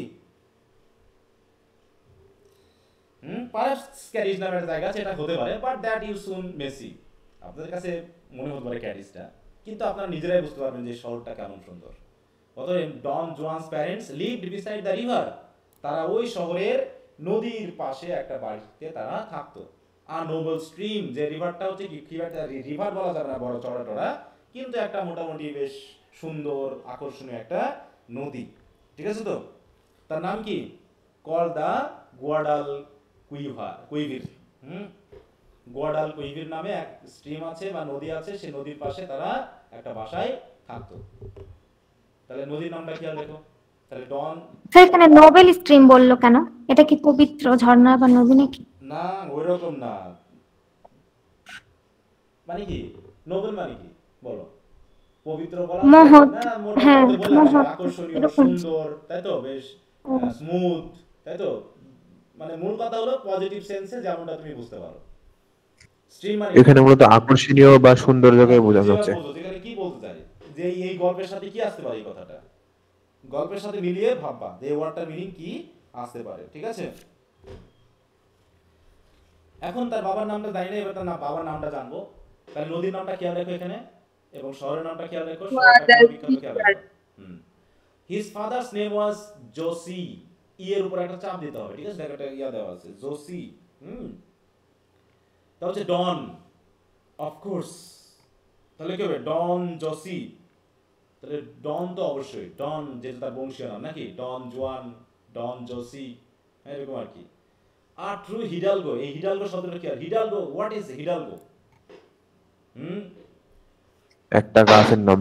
হ্যাঁ, হিডালগো একটা জায়গা বা দেখো, হিডালগো, দেখো হিডালগো, তাই তো? হিডালগোই, a member of the lower nobility of Spain, মানে স্পেনে যারা মোটামুটি হাই সোসাইটির না, মোটামুটি লো সোসাইটির মধ্যে যারা একটু মানে সমৃদ্ধ, তাদেরকে বোঝানো হচ্ছে, ঠিক আছে তো? তাহলে হিডালগো বলছে a person born into wealth, literally son of something, এটা gentleman in Spanish speaking country. হ্যাঁ, এটা জেন্টলম্যান, তার মানে তাকে এই যে স্পেনের হিডালগো কি ছিল? বলছে স্পেনে হিডালগো হচ্ছে একজন বংশগত অভিজাত ব্যক্তি অথবা পরবর্তী মধ্যযুগ বা আধুনিক যুগে একজন নাইট বা ভদ্রলোকের সদস্য, এই, ঠিক আছে? তাহলে হিডালগো হচ্ছে কি? A nobleman by blood who can pass his noble condition to his children as oppose to someone who acquired his nobility by royal race. তাহলে একজন হচ্ছে যে পুরো রাজবংশ থেকে আসা নোবেলিটি, আর হচ্ছে একটা সাধারণ মানে কি একটা পরিবার যেটা মোটামুটি সচ্ছল এরকম থেকে আসা। তাহলে আমরা প্রধানত হিডালগো বলতে এরকম একটা কমন পিপলদের মধ্য থেকে আসা কোনো ভদ্রলোককে বোঝাচ্ছি, ঠিক আছে তো? তাই বলতেছে a true hidalgo free from every stain of Moor and Hebrew blood, যার শরীরে কোনো মুর বা হেব্রু ব্লাড নেই, একদম পিওর রক্ত তার। তাহলে মুর কি জিনিস? মুর বুঝো? মুর বলতে মেইনলি না স্যার, নিগ্রো পিপলদেরকে বোঝায়, ঠিক আছে তো? ব্ল্যাক পিপল, ঠিক আছে তো?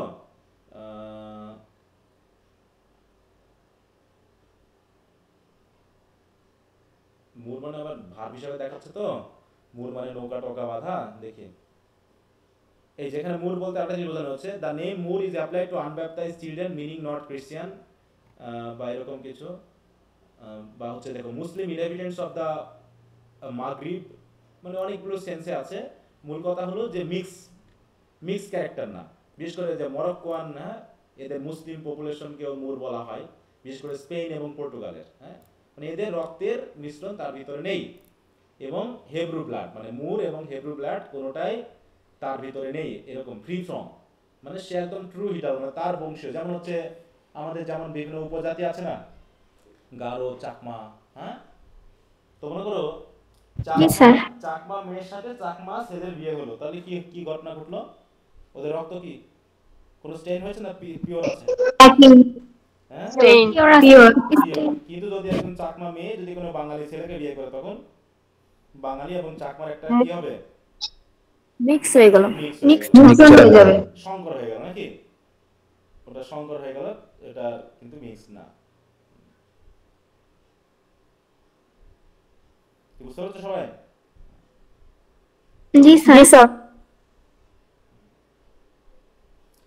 ওকে, তাই বলছে he trace his source through the most Gothic gentleman of Spain. অতএব তার যে সোর্স মানে কি, বংশীয়, বংশের যে ধারা, সে ধারাটা মেনলি পেয়েছে স্পেনের এক গথিক জেন্টলম্যান থেকে। গথিক কি জিনিস দেখো, এই যে ওয়ার্ডগুলো অনেক সময়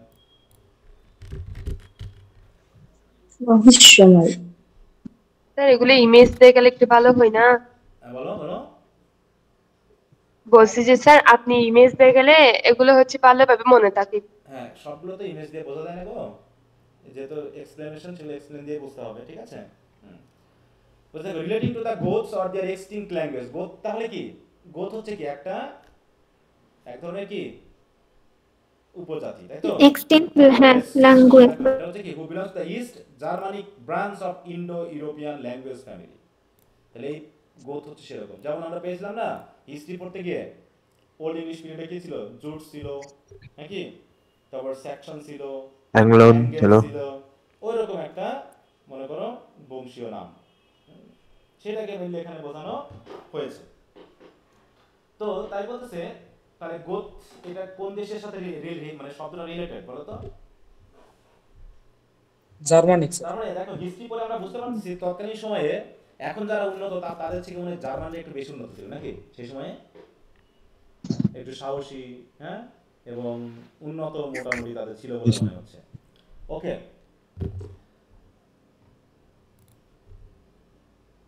দেখো এখানে অবশ্যই ওইভাবে বোঝাবে না, এটা ভুতুড়ে কিছু বোঝাবে, গোতের আরেকটা মিনিং আছে, ঠিক আছে তো? অতএব ওটা দিয়ে বোঝালে এটা। তাই বলতে হি ট্রেস হিজ, দেখো সোর্স, এই সোর্স মানে কিন্তু রেস বা বংশের যে ধারা, through the most Gothic gentleman of Spain and a better cavalier never mounted horse. এবং সে ছিল কি, আ বেটার ক্যাভেলিয়ার, যে কখনো কোথায় চড়েনি? মাউন্ট মানে কি বলো তো? মাউন্ট মানে কি? পাহাড় পর্বত। ক্যাভেলিয়ার কি মনে আছে? আমরা ক্যাভেলিয়ার শব্দের সাথে পরিচিত, হিস্ট্রি পড়তে গিয়ে এখন যাইনি মনে হয় ওরকম আমরা, তাই না? দেখো ক্যাভেলিয়ার পোয়েট আছে। হ্যাঁ, ক্যাভেলিয়ার পয়েন্ট। ক্যাভেলিয়ার কারা আসলে? হ্যাঁ, ক্যাভেলিয়ার কারা? দেখো ক্যাভেলিয়ার মোটামুটি ওই যে কিং চার্লস দ্য ফার্স্ট যখন ছিল ওই পর্যন্ত আমরা জানি মনে এখনো, ওখানে ওর সাপোর্টারদের বলা হয় ক্যাভেলিয়ার, বুঝতে পেরেছো? এবং মোটামুটি সেই জাতীয় মানুষদেরকে মনে করা হয় যে, দেখো আমরা দেখো someone who is cavalier has a distinctive attitude and regards other people as inferior। বুঝতে পারছো? যে নিজেকে মানে অন্যদেরকে ইনফেরিয়র মনে করে, ঠিক আছে তো? দেখো যদি আপনি কোনো ব্যক্তি আচরণকে অশ্বারোহী হিসেবে বর্ণনা করেন, দেখো যদি আপনি কোনো ব্যক্তি বা তার আচরণকে অশ্বারোহী হিসেবে বর্ণনা করেন, তাহলে আপনি তাদের সমালোচনা করছেন, কারণ আপনি মনে করেন যে তারা অন্যদের অনুভূতি বিবেচনা করে না বা পরিস্থিতির গুরুত্ব বিবেচনা করে না। তার মানে কি? তাহলে আপনি কাউকে অশ্বারোহী হিসাবে বর্ণনা করছেন মানে কি? ক্যাভেলিয়ার মানে হচ্ছে অশ্বারোহী। তাহলে কাউকে যদি আপনি এই ক্যাভেলিয়ার শব্দটা ইউজ করেন, তাহলে তাকে আসলে ছোট করা হচ্ছে নাকি? এরকম না ব্যাপারটা? দেখো তো, তাহলে আপনি যদি কোনো ব্যক্তি বা তার আচরণকে অশ্বারোহী হিসাবে বর্ণনা করেন, তাহলে আপনি তাদের সমালোচনা করছেন, কারণ আপনি মনে করেন যে তারা অন্যদের অনুভূতি বিবেচনা না করে না বা পরিস্থিতি গুরুত্ব বিবেচনা করে না। তার মানে কি তারা হচ্ছে কেমন? অন্যকে সবসময় কি সমালোচনা করে বা ছোট করে ভাবে। তাহলে একে বেটার ক্যাভেলিয়ার বললেও সে কখনো আসলে ঘোড়াতে চড়েনি, মানে কি? এটার মানে কি? ঘোড়াতে চড়েনি, তার মানে আমরা তাদেরকে ঘোড়ায় চড়ে বা ঘোড়ায় চড়া বলে বা অশ্বারোহী বলে বর্ণনা করি, তাদেরকে আসলে সমালোচনা করা হয়। তো রাইটারকে ক্যাভেলিয়ার বলতেছে, কিন্তু বলতেছে সে কখনো ঘোড়ায় চড়েনি। তার মানে কি, মানে কারো সমালোচনা করেনি বা সমালোচনা রাখছে। সে একজন ক্যাভেলিয়ার, মানে এটা একটা ফান আর কি। হ্যাঁ, সেটা আমরা দেখবো যে সমালোচনা করে কে না করে। যা বেটার ক্যাভেলিয়ার, কিন্তু কখনো সে ঘোড়াতে চড়েনি, মানে সে কখনো বাট বিং মাউন্টেড, আর যদি বা কখনো চড়ে থাকেও এভার গড ডাউন এগেইন, সে আবার সেখান থেকে নেমেও পড়ে। ঠিক আছে তো? তার মানে তিনি মানে খুবই ওইরকম নিজেকে মানে অন্যের সামনে তুলে ধরা, হ্যাঁ, নিজেকে খুব বড় মনে করা, এরকমটা খুব একটা মনে করেন না, সিম্পলি জীবনযাপন করতে ভালোবাসে। ব্যাপারটা এরকম। কি কথা বুঝতে পেরেছ? Then Josie, who begot our hero, who begot, but it's to come well to renew, মানে কি দেখো বলা হচ্ছে কি, then Josie, তাহলে a better cavalier than Josie, এর সাথে কিন্তু একটা মিলে গেল। দেখো, a better cavalier than Josie, হ্যাঁ, তার মানে জোসি কাকে বলা হচ্ছে? জোসি কে? হ্যাঁ, ডন জুয়ানের বাবা। তাহলে ডন জুয়ানের বাবা কি ছিল? দেখো, বেটার ক্যাভেলিয়ার দ্যান জোসি, তাহলে জোসির থেকেও বেটার ক্যাভেলিয়ার কারা ছিল? দেখো, he trace his source through the most Gothic gentleman of Spain, a better cavalier, মানে কি যে বংশ থেকে এসেছে তারা ওইরকমটা ছিল। ঠিক আছে তো? Better cavalier, never mounted horse or being mounted ever god down again, মানে খুব একটা নাম করে, কিন্তু জসির থেকে তারা ওরকম ছিল। আর জসি করলো কি, হু বিগট আওয়ার হিরো, এই জসি থেকে আমাদের হিরো জন্ম হলো, হু বিগট, হ্যাঁ, but that is to come, যে জন্ম দিল, তাই তো? জন্ম দিল মানে কি? জন্ম দিল মানে হচ্ছে টু রিনিউ, রিনিউ করা মানে কি? জন্ম দিল মানে পুনরায় চালু করা, নতুন কিছুর একটা সূচনা নাকি? কিন্তু কথা কি বুঝতে পেরেছো? জি স্যার, বুঝতে পারছি। জন্ম দিয়েছে, বাবা যে সন্তানের জন্ম দিয়েছে তার মাধ্যম দিয়ে বাবা আসলে নিজেকে রিনিউ করেছে, মানে বোঝনি? একজন হিরোকে জন্ম দিয়েছে, এটা বলতেছি। না না, এখনো বোঝনি। দেখো, কথাটা না বুঝতে পারলে তো, আমি আমার সন্তানের নিজেকে রিনিউ করেছি মানে কি? আমি আমার সন্তানের মাধ্যমে নিজেকে, সন্তান জন্ম দিতে পাওয়ার পরে বাবার নাম উঠে এসেছে। তা না, তোমরা বুঝতেছ না। এর মানে হলো আমার সন্তানটার মতো সন্তান বাবাকে মূলত বাবার মতো প্রধান হিসেবে ধরা হয়েছে। হ্যাঁ, বাবাকে অনুসরণ করবে, বুঝছো না? এখন যে বাবা হয়েছে, সন্তানও বাবার মতোই। তার মানে কি, সন্তানের যে চরিত্র বাবারও কি সেরকম চরিত্র একই চরিত্র। একই চরিত্র হবে, মানে রিনিউ করা, মানে বলছে যে মূল কথা হলো that is to come well to renew. শুধু জন্ম দেওয়া বলে ভুল হবে। জন্ম দিয়ে তো সন্তান অন্যরকম হতে পারে, কিন্তু এই জোসি করেছে কি, আমাদের হিরোকে জন্ম দিয়েছে এবং নিজেকে রিনিউ করেছে এর মাধ্যম দিয়ে, মানে তার মতোই চরিত্র তার হয়েছে। কি কথা বুঝতে? দেখো, কবি কিন্তু ঘুরিয়ে কথা বলতেছে, একটু বুঝতে হবে, ঠিক তো? এবার কি বলছে? দেখো, এই পিডিএফটা দিয়ে দিব। এই পিডিএফে কিন্তু অনেক এই যে ইয়াগুলো দেওয়া আছে, এই যে 22 23 এরকম করে ওগুলোর বর্ণনা করে দেওয়া আছে। হ্যাঁ, ডন হচ্ছে কি, এটা একটা স্প্যানিশ টাইটেল। এগুলো একটু পড়ে ফেলবা, তাহলে ব্রিফ কোশ্চেন যদি কোনো ভিতর থেকে বা ঘুরিয়ে পিছিয়ে দেয়, এগুলো একটু খেয়াল করতে পারবা। হ্যাঁ, এখানে দেখো, মুর বলতে গেলে দেখো, মুর হচ্ছে কি, Moor are archaic degenerates and Goths noble Christians chaste and upholders of order but never wrote of his their ইত্যাদি। এগুলো অনেক কিছু জিনিস বুঝতে পারবে, যে ম্যাথিউ চ্যাপ্টার 1 ইত্যাদি আছে, ওগুলো অনেক সময় বুঝবা না, ওগুলো দরকারও নাই। রেফারেন্স বললাম, প্রচুর রেফারেন্স আছে এখানে। এবার আসছে তার বাবার কথা গেল গা। এবার বলতেছে his mother was a learned lady. Learned মানে কি? শিক্ষিত। For every branch of science. এর মার সামনে কিন্তু শর্ট নোট আসে, অতএব এর মাকে একটু খেয়াল করবা। অতএব his mother was a learned lady famed for every branch of science known, মানে আমাদের জানা যত সায়েন্সের ব্রাঞ্চ আছে, শাখা প্রশাখা আছে, সব সম্পর্কে তার জ্ঞান আছে। and in every Christian language ever named, এবং খ্রিস্টিয়ান ভাষা মানে ধর্মের সাথে রিলেটেড যত ভাষা আছে সব ভাষা তার জানা। With virtue equalled by her wit alone, হ্যাঁ, বলতেছে যত ভার্চু আছে, মানে ভার্চু, জ্ঞান, বুদ্ধি যা আছে সবই ইকুয়াল হয়ে যায় কি দ্বারা? By her wit alone. শুধু তার উইট দ্বারাই সে সব ভার্চুকে একদম ক্লিয়ার করে দিতে পারে, মানে প্রমাণ করে দেয়। সমান হয়ে যেতে পারে, মানে সে সেরকম। she made the cleverest people quite ashamed। তার বুদ্ধি দিয়ে সে সবচেয়ে চালাক মানুষগুলোকেও লজ্জায় ফেলে দিতে পারে। ঠিক আছে তো? লজ্জায় ফেলে দেয়। হ্যাঁ, and even the good with inward envy grown, finding themselves so very much exceed in their own way by all the things that she did। মানে প্রত্যেকটা জিনিস সে যে কত সুন্দরভাবে করতে পারে, তাই তো? সেইগুলো যে তাদেরকে ছাড়িয়ে যায়, এইটা দেখে অনেকে যত ভালোই হোক না কেন, ইভেন দা গুড, মানে কি যারা ভালো মানুষ, তারাও ভিতরে ভিতরে হয়তো জ্বলে পড়ে ঈর্ষা করে। ঈর্ষা করবে, মানে হয়তো বাইরে ঈর্ষা করে। তার এই কার্যক্রম দেখে তারাও ঈর্ষা করে না, এরকম একজন মানুষ। ঠিক আছে তো?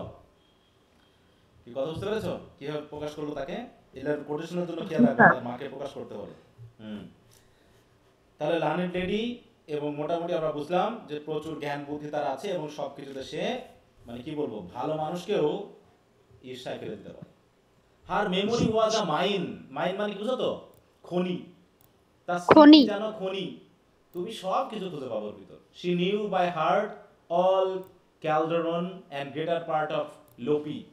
মানে কি এখানে একটা ইয়ার স্টোরিটার কথা বলা হচ্ছে, ঠিক আছে, বা ড্রামার কথা বলা হচ্ছে, যে সে নিউ বাই হার্ট মানে কি সে পুরো আত্মস্থ করে ফেলতে পারে বা ফেলেছেও। হ্যাঁ, all Calderon or greater part of Lope, যত ড্রামা আছে, তাই তো, এরকম ক্যালডেরন বা লোপির মানে মতো বিশেষ করে চমকদারি অংশগুলো, গ্রেটার পার্টগুলো সে পুরো মুখস্থ করে ফেলেছে।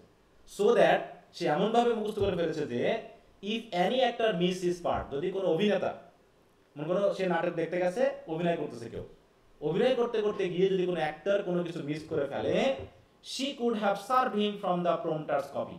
তখন সে পারে কি ওই প্রম্পট দিয়ে দেয়, সে তখন ওইটা ওই অভিনেতাকে বলে দেয়, এই এটা হবে। হ্যাঁ, এরকম আর কি, বুঝতে পেরেছো? এবং বলছে for her Feinagle is fire and useless art. এবং ফেনিগেল কি? ফর হার, তার কাছে, Feinagle's were an useless art. Feinagle দেখি আমরা একটু কি বলে, একজন ব্যক্তি, হ্যাঁ, তার সে নাকি তার খুব স্মৃতিশক্তি।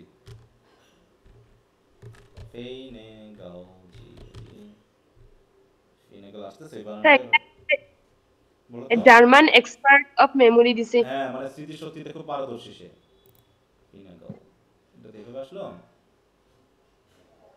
স্যার বানানটা হয় নাই, হ্যাঁ, বানানটা FEI হবে। ও বানানটা আসছেও না এখানে। হ্যাঁ, অত যেহেতু ইংলিশে হয়তো নেই, FEI, তাই না? জি স্যার। FEIN দেখো আসতেছে না।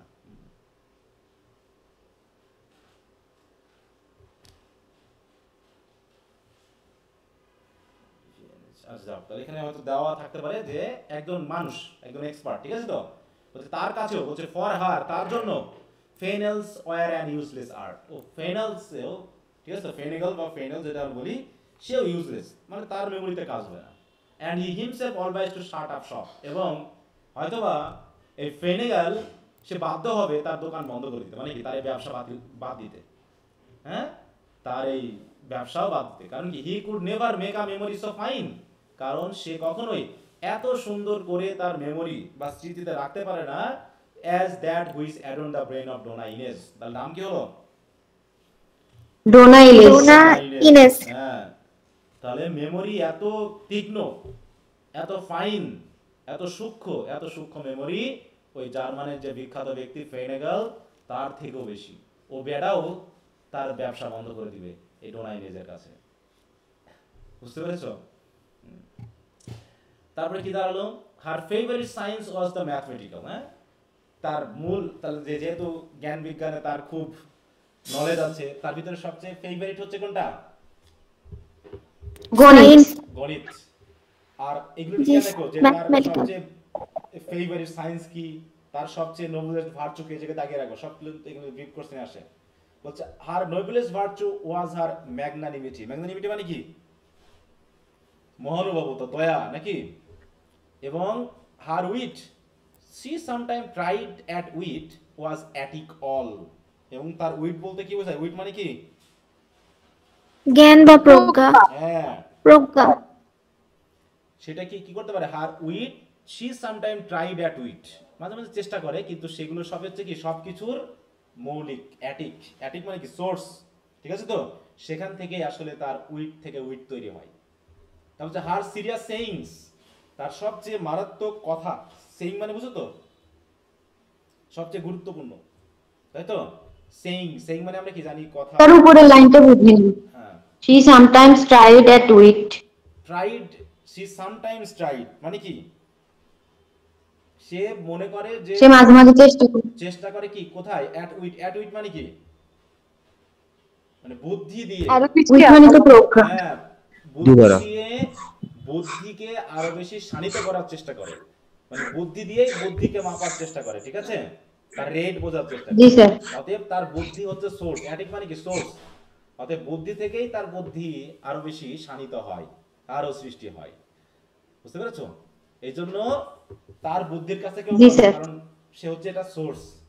হার serious sayings darkened to sublimity, in short in all things she was fairly what I call a prodigy. দেখো, অতএব হার সিরিয়াস সেইংস, তার সবচেয়ে সিরিয়াস সেইংটাও কি করে? ডার্কেন টু সাবলিমিটি, তার সবচেয়ে যেটা সিরিয়াস মারাত্মক কথাবার্তা, সেই কথাবার্তাও সমাজে প্রচলিত যে সাবলাইম কথাবার্তা আছে সেগুলোকে ডার্কেন করে দিতে পারে, মানে কি দুর্বল করে দিতে পারে, সেগুলোকেও হার মানিয়ে দিতে পারে। সমাজে অনেক সেইং আছে না, আমাদের অনেক উপকথা, নীতি কথা আছে না, ম্যাক্সিম আছে না?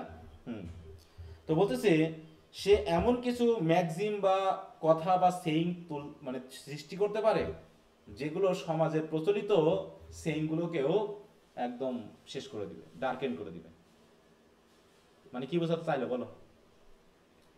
যে তার মতো এত জ্ঞানে, বিজ্ঞানে, ধর্মে নাকি বুদ্ধিমান মানুষ সবার ধারণাই ইন শর্ট, মূল কথা বলতে গেলে, সংক্ষিপ্তভাবে বলতে গেলে, in all things she was fairly what I call a prodigy. হ্যাঁ, যে সব কিছুতে সে হচ্ছে একটা প্রডিজি, যেটাকে আমি প্রডিজি বলি আর কি। প্রডিজি মানে কি?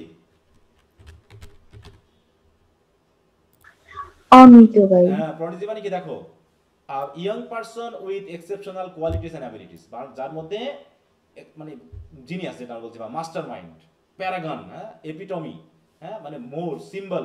ঠিক আছে তো? এরকম আর কি বিষয়টা। মানে মূল কথা হলো তাকে আমি প্যারাগন বলি বা প্রডিজি বলি, মানে তার মতো আর কেউ নেই। মানে কি? An outstanding example of a particular quality, মানে আউটস্ট্যান্ডিং, তার মতো আর হয় না, ইউনিক। বুঝতে পেরেছো? এইরকম। তাই বলছে মূল কথা, যেটার মাধ্যম দিয়ে আমি তাকে প্রকাশ করি, মূল কথা হলো সব কিছুতে সে হচ্ছে প্রডিজি।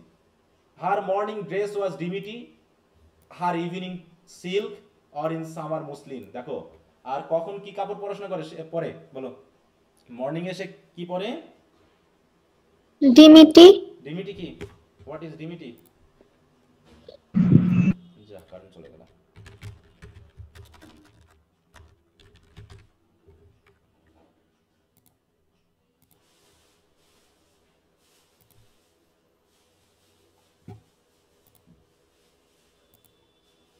আচ্ছা, স্যার ওই সময় কি মুসলিম কাপড় এতই বুঝলাম না। না, এখানে মুসলিম কাপড়ের কথা বলা হয়েছে, এটা অনেক প্রসিদ্ধ ছিল তাহলে ওই সময়। হ্যাঁ, তাহলে সেটা সে পড়তো, তাহলে কি বলতে যাচ্ছে বলো? যে সে এমন উচ্চ বংশে সে ডিমিটি পড়তো। ডিমিটিটা কি? দেখো, ডিমিটি কি? A hard wearing cotton fabric woven with stripes or checks. দেখো, চেক যে পোশাকগুলো, এই যে এরকম মোটা, হ্যাঁ, মোটা এবং চেক, এই জাতীয় পোশাক, এই যে এই পোশাক, হ্যাঁ, এগুলো ডিমিটি। এগুলো সে কখন পড়তো বলো? হ্যাঁ, পোশাক, মোটা কাপড়। এবং হচ্ছে ইভিনিং এ পড়তো সিল্কের, আর সামারে পড়তো কি? মুসলিম, আদার স্টাফস, এরকম আরো অনেক কিছু। With which I want say stay puzzling, হ্যাঁ, যেগুলো নিয়ে আমি অতটা পাজলিং থাকি না। কারণ কি? এগুলো তার কাছে সিম্পল বিষয় ছিল। মানে এরকম, তার মানে তার ভাবধারা কি ছিল? রাজকীয় নাকি? অভিজাত প্রকৃতির নাকি? সে ভাবধারায় খুবই অভিজাত শ্রেণীর মানুষ ছিল, এরকম আর কি। কিন্তু আসলে দেখা যাক তার স্বামীর সাথে তার মিলে কিনা। এর বলেছে she knew the Latin, that is the lord's prayer. Latin ভাষায় তো মেনলি ইতালিয়ান ল্যাটিন ভাষাই হচ্ছে ধর্মীয় ভাষা বলা হয়ে থাকে, তো সেই হিসাবে সে ল্যাটিন জানতো যে ল্যাটিনটা হলো হচ্ছে কি that is the lord's prayer. And Greek and the alphabet I am nearly sure, এবং আমার যতটুকু মনে পড়ে সে গ্রিকও জানতো, ঠিক আছে তো।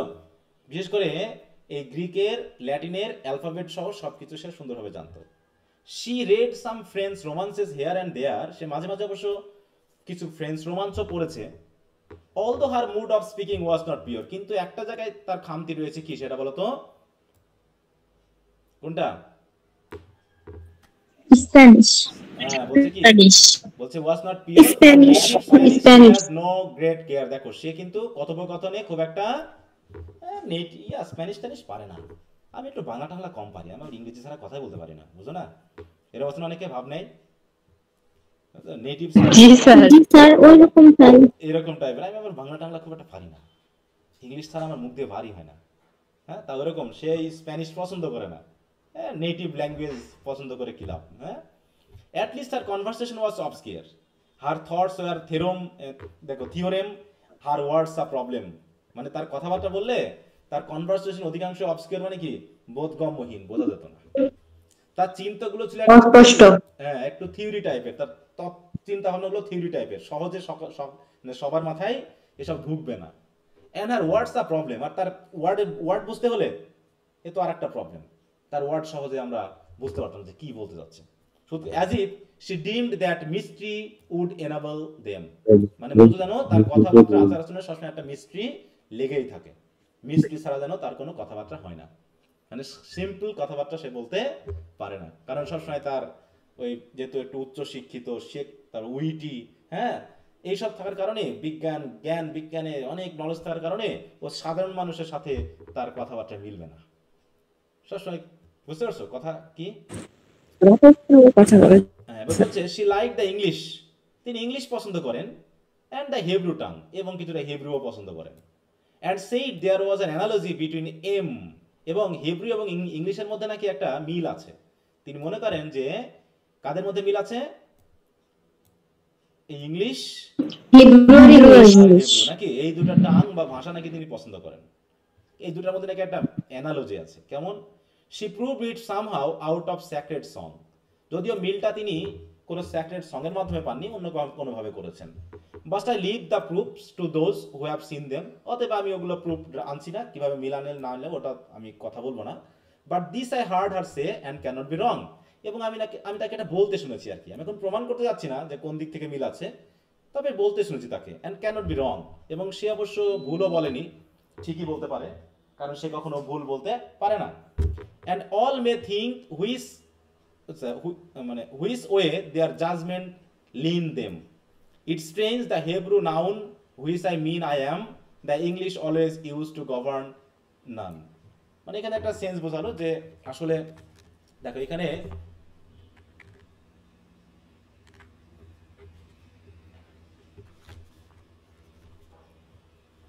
আচ্ছা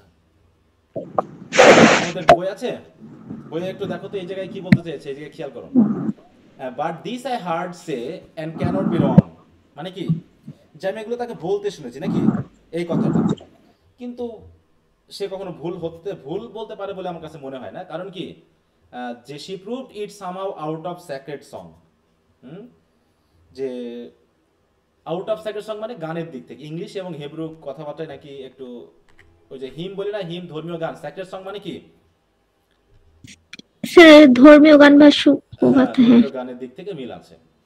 অতএব ওই প্রুফ আমি করতে যাচ্ছি না। But this I heard say and can't be wrong, and all may think which way their judgments lean them, মানে কি মানানসই হওয়া, কোন দিক থেকে যে তাদের মানে ওগুলোকে বিচার করা যাবে সেটা মানুষ ভাবুক, মানুষ ভাবতে পারে, ওটা নিয়ে আমি খুব একটা ভাবছি না। It strange the Hebrew noun which means I am, the English always use to govern. দেখো এখানে একটা ইয়ে আছে, এটার মানে কি ডিএন, এটা দিয়ে কি বলছে, এখানে একটা শব্দ ব্যবহার করা হয়েছে, সেটা হচ্ছে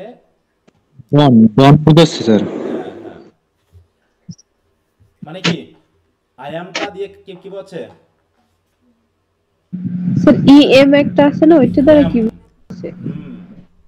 ঠিক আছে তো, যে আমি ইংরেজিতে বলতেছি আই অ্যাম, সরি হেব্রুতে দেখো বলছে স্ট্রেঞ্জ, এটা খুবই অদ্ভুত যে the Hebrew noun which means I অ্যাম, সেটাই আবার ইংলিশে হচ্ছে কি ড্যাম। এই জায়গায় কিভাবে মিলে? তো যাই হোক, এগুলো নিয়ে আমাদের কোনো কথা না, এটা নিয়ে আমরা ঠিক আছে তো।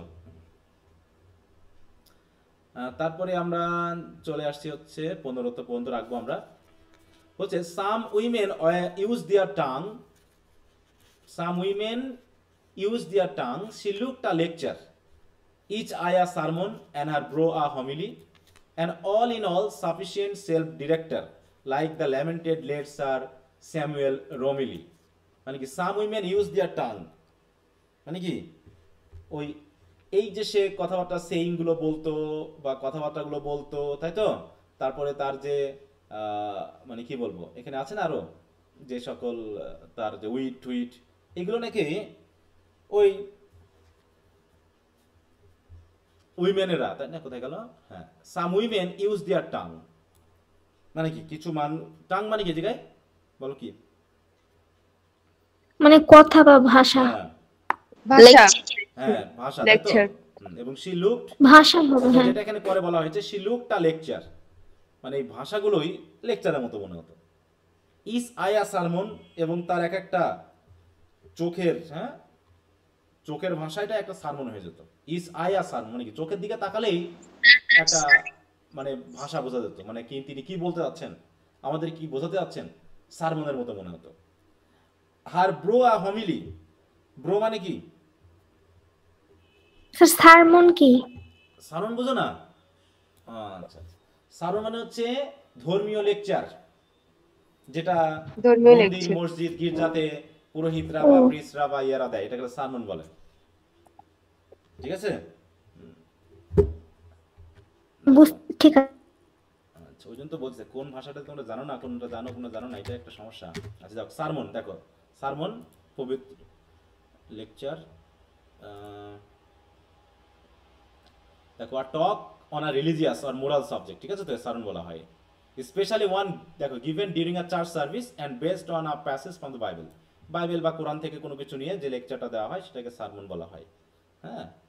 অথবা এটা আমরা যদি ধর্মীয় বাইরে চলে তাহলে লেকচার হিসাবে বোঝানো যায়। তাহলে এখানে সারমন বলতে আমরা ধর্মীয় বোঝাবো, মানে তার ব্রো, মানে তার আইব্রো আছে, আমরা জানি যে ব্রো দিয়ে তো অনেকে নির্দেশনা দেওয়া যায়, যায় কিনা বলো, কোনো কিছু বলা যায় তো কথা বলা লাগে না, শুধু জাস্ট তার চোখের দিকে তাকালেই বোঝা যায় যে কি বলতে যাচ্ছে। তাই বলছে ইস আয়া সারমন হার ব্রো আ হমিলি। এখন শব্দ হমিলিটা কি?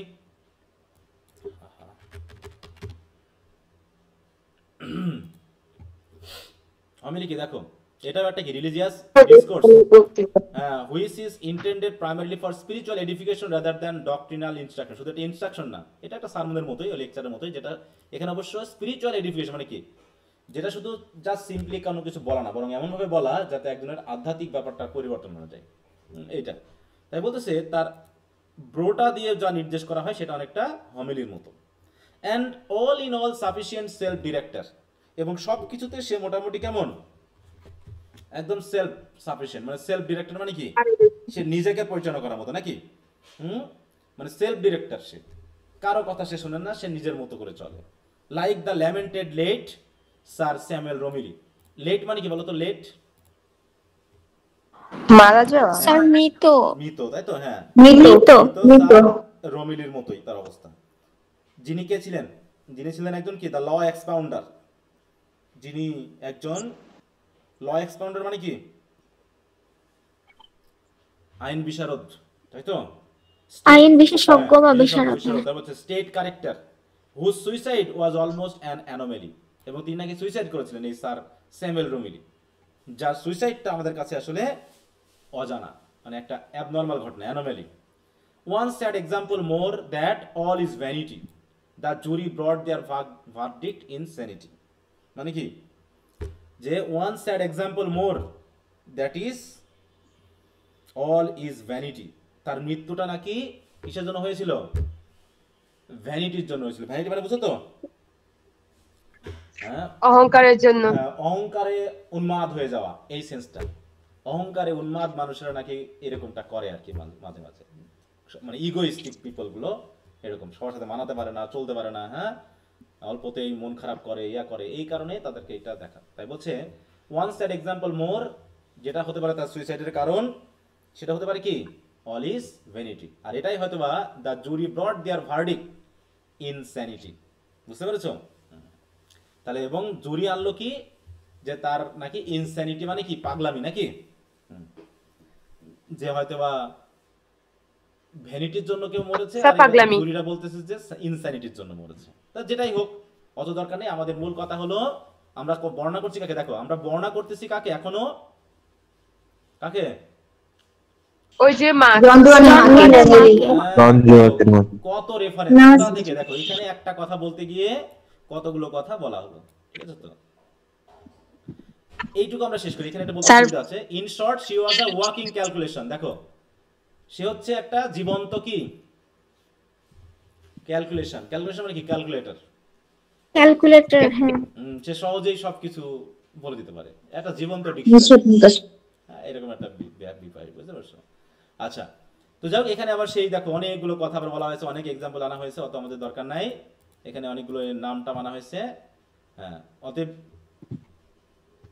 সবাই তার প্রতি হিংসা করে, ঈর্ষা করে, এরকম একটা জিনিস বলা হবে। দেখো in which not envy's self a flaw discovers to other share let female errors fall for she had not even one the worst of all. ঠিক আছে? তো বলতে শুধু একটা না, she had not even one the worst of all. Worst of মানে কি সবচেয়ে খারাপ ফল্ট হয়তো বা ছিল, ঠিক আছে? তো বা খুঁজতো মানুষ সবসময়, তাকে ভুল খোঁজার জন্য চেষ্টা করতো। আচ্ছা বলো, এই পর্যন্ত তাহলে থাকলো আজকে 16 পর্যন্ত আমরা পড়লাম। আশা করি আমরা আরো মাঝখানে অনেক বাচ্চা দিয়ে আমরা দ্রুত পড়ে যেতে পারবো। তাহলে আমরা এখানে 3টা ক্যারেক্টার পেলাম মিললি নাকি? আমাদের হিরোর নাম কি? ডন জুয়ান। আপনার মা বাবা মা বাবাকে ডন জোসি আর জোসি আর ডোনা হচ্ছে ডোনা ইনেজ। ইনেজ। হ্যাঁ, স্যার ইনেজ ডোনা ইনেজ হবে, বলো। ডোনা ইনেজ হবে না আইনেজ হবে, মানে উচ্চারণটা। তুমি যা খুশি একটা করো, বানানটা ঠিক রেখো। আচ্ছা ঠিক আছে। ঠিক আছে তো? হ্যাঁ, যা খুশি একটা করো। জি স্যার। আমার নাম মিলন, আমার বানানটা শুনে বিদেশিরা বলে মাইলন। ঠিক আছে? তো এখন হইলো তো একটা কিছু, জি স্যার। মাইলন।